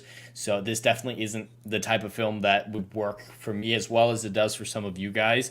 But it's incredibly fun, and the hopeful spirit of it is essential for a Superman film. So it easily makes it the best Superman film that I've ever seen. But those flaws are just too blaring for me to really get immersed in the film. Especially the Lex Luthor stuff and the time travel stuff. Those two things are enough to really bring down my score a lot once we get there. But. And score. Okay, so guests get to score first because we have guests. Dermy, what's your score out of 10? I'm gonna go 7.5. It feels rude to give it such a low score, but some of the problems are very glaring. So, James. For me, this film is a solid and quality 8 out of 10. I would probably push it up to a 9 if it wasn't for the time travel, if not even almost a 10. But yeah, really, like, if this movie wasn't so incredible apart from that, that would make it a horrible film. But it's such an incredible film that it goes all the way up to like a great to me, which is what an 8 is roughly, is like a great. Yeah, it's got a rough 5 minutes that completely ruin it, but that's fine. Just ignore it. It's just move on. It's get still to the Donner cut. Get to the Donner cut. It's all about the hope and the faith and just the amazing job that these actors do with these characters that kind of give you that lovely positivity. So if you can ignore time travel, for me, it's an 8 out of 10. All right, Jed. Obviously I read things differently than most people. I'm often called psychotic, or I lead other people to believing or agreeing with my opinions, and then on panel shows they get absolutely eviscerated. Shout out to my man Fear the Beardo. I have to rate this a little bit lower at 6.5 because a lot of those issues I mentioned are plot destroyed. They're not just plot holes. They shatter the whole cohesive of the narrative where it doesn't make any sense. And that's a big problem for me. Okay. I echo most of what you guys all said. I have problems with the time travel. I have problems with Lex Luthor. I have problems with, in my opinion, as I said, laziness of just calling New York City Metropolis, even though we know Metropolis isn't New York City. New York City exists in the DC universe. Other things, little things, nerdy stuff that I've already mentioned, pick apart. But in the end, this movie still respects Superman. As James said, it brings you the hope, that wonderful, fuzzy, warm feeling that we get when we look at Superman saving the day. It's there. Christopher Reeve nails it in every way, shape, or form as both Superman and Clark Kent. You believe it, you feel it. He wants to be there. He wants you to enjoy it. You know it. The rest of the cast does an outstanding performance. It's the acting performances that save this for me, which is why I'm comfortable, like James, putting it at an 8 out of 10. This is a must-watch movie, so you can appreciate what respect looks like when it comes to doing superhero films and respecting the source material. Even though they bend it a little bit, he's still Superman.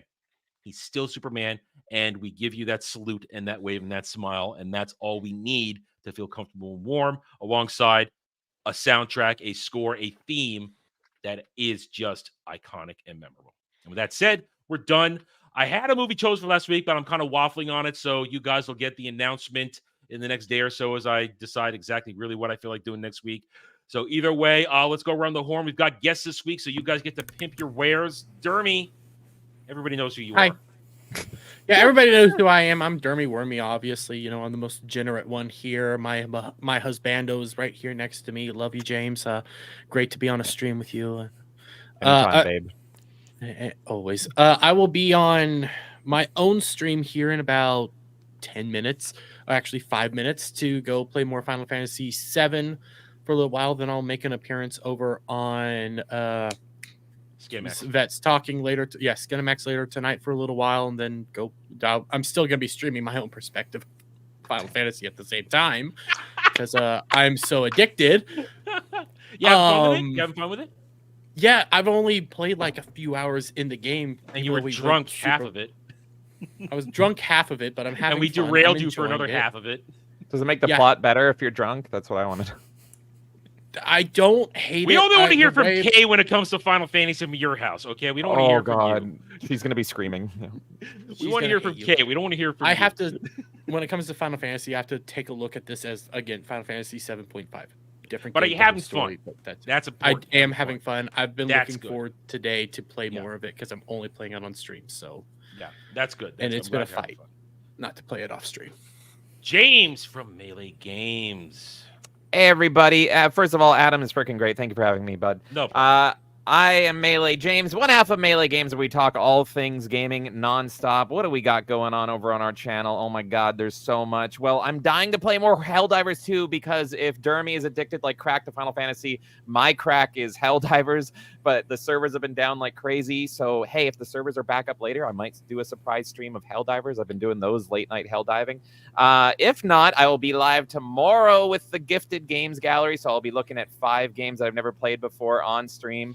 And then after that, it will be Tuesday. We're jumping back into my favorite MOBA that everyone hates, Heroes of the Storm. And so that's going to be a big co-op session with Heroes of the Storm, the one Blizzard game that I will still play. So check us out, Melee Games. We do all things gaming. We shit on all things gaming. It's freaking chaos here, man, and I'd love to have you. All right, man. James. Thank you for being here. Thank you, Dermy, for being here. Jed, they all know who you are. They're on your channel right now. Yes, everyone knows who I am. I'm Hollywood Scholar on YouTube Kick, and I do things sometimes when I'm not busy writing and haven't made a video in 2 weeks. Yeah. It's been. Listen, I myself haven't had time to game, mostly because I've been in a weird headspace for a couple of weeks, but also it's just I'm torn between streaming and recording for gaming stuff for the gaming channel. And then my own schedule here, which continues tomorrow on this channel. If you're also here, you know who I am. You know what's coming up for the rest of the weekend. I want to thank both Dermy and James for being here. As always, it's Jed, you're you, so you're fine. You're here. You're required to be here. You're required to be here. Anyway, so guys, all serious. Thank you one and all. Hit that like button. Watching live on the replay. We'll see you guys next time. Until then, take it easy. Have a good night or day wherever you may be.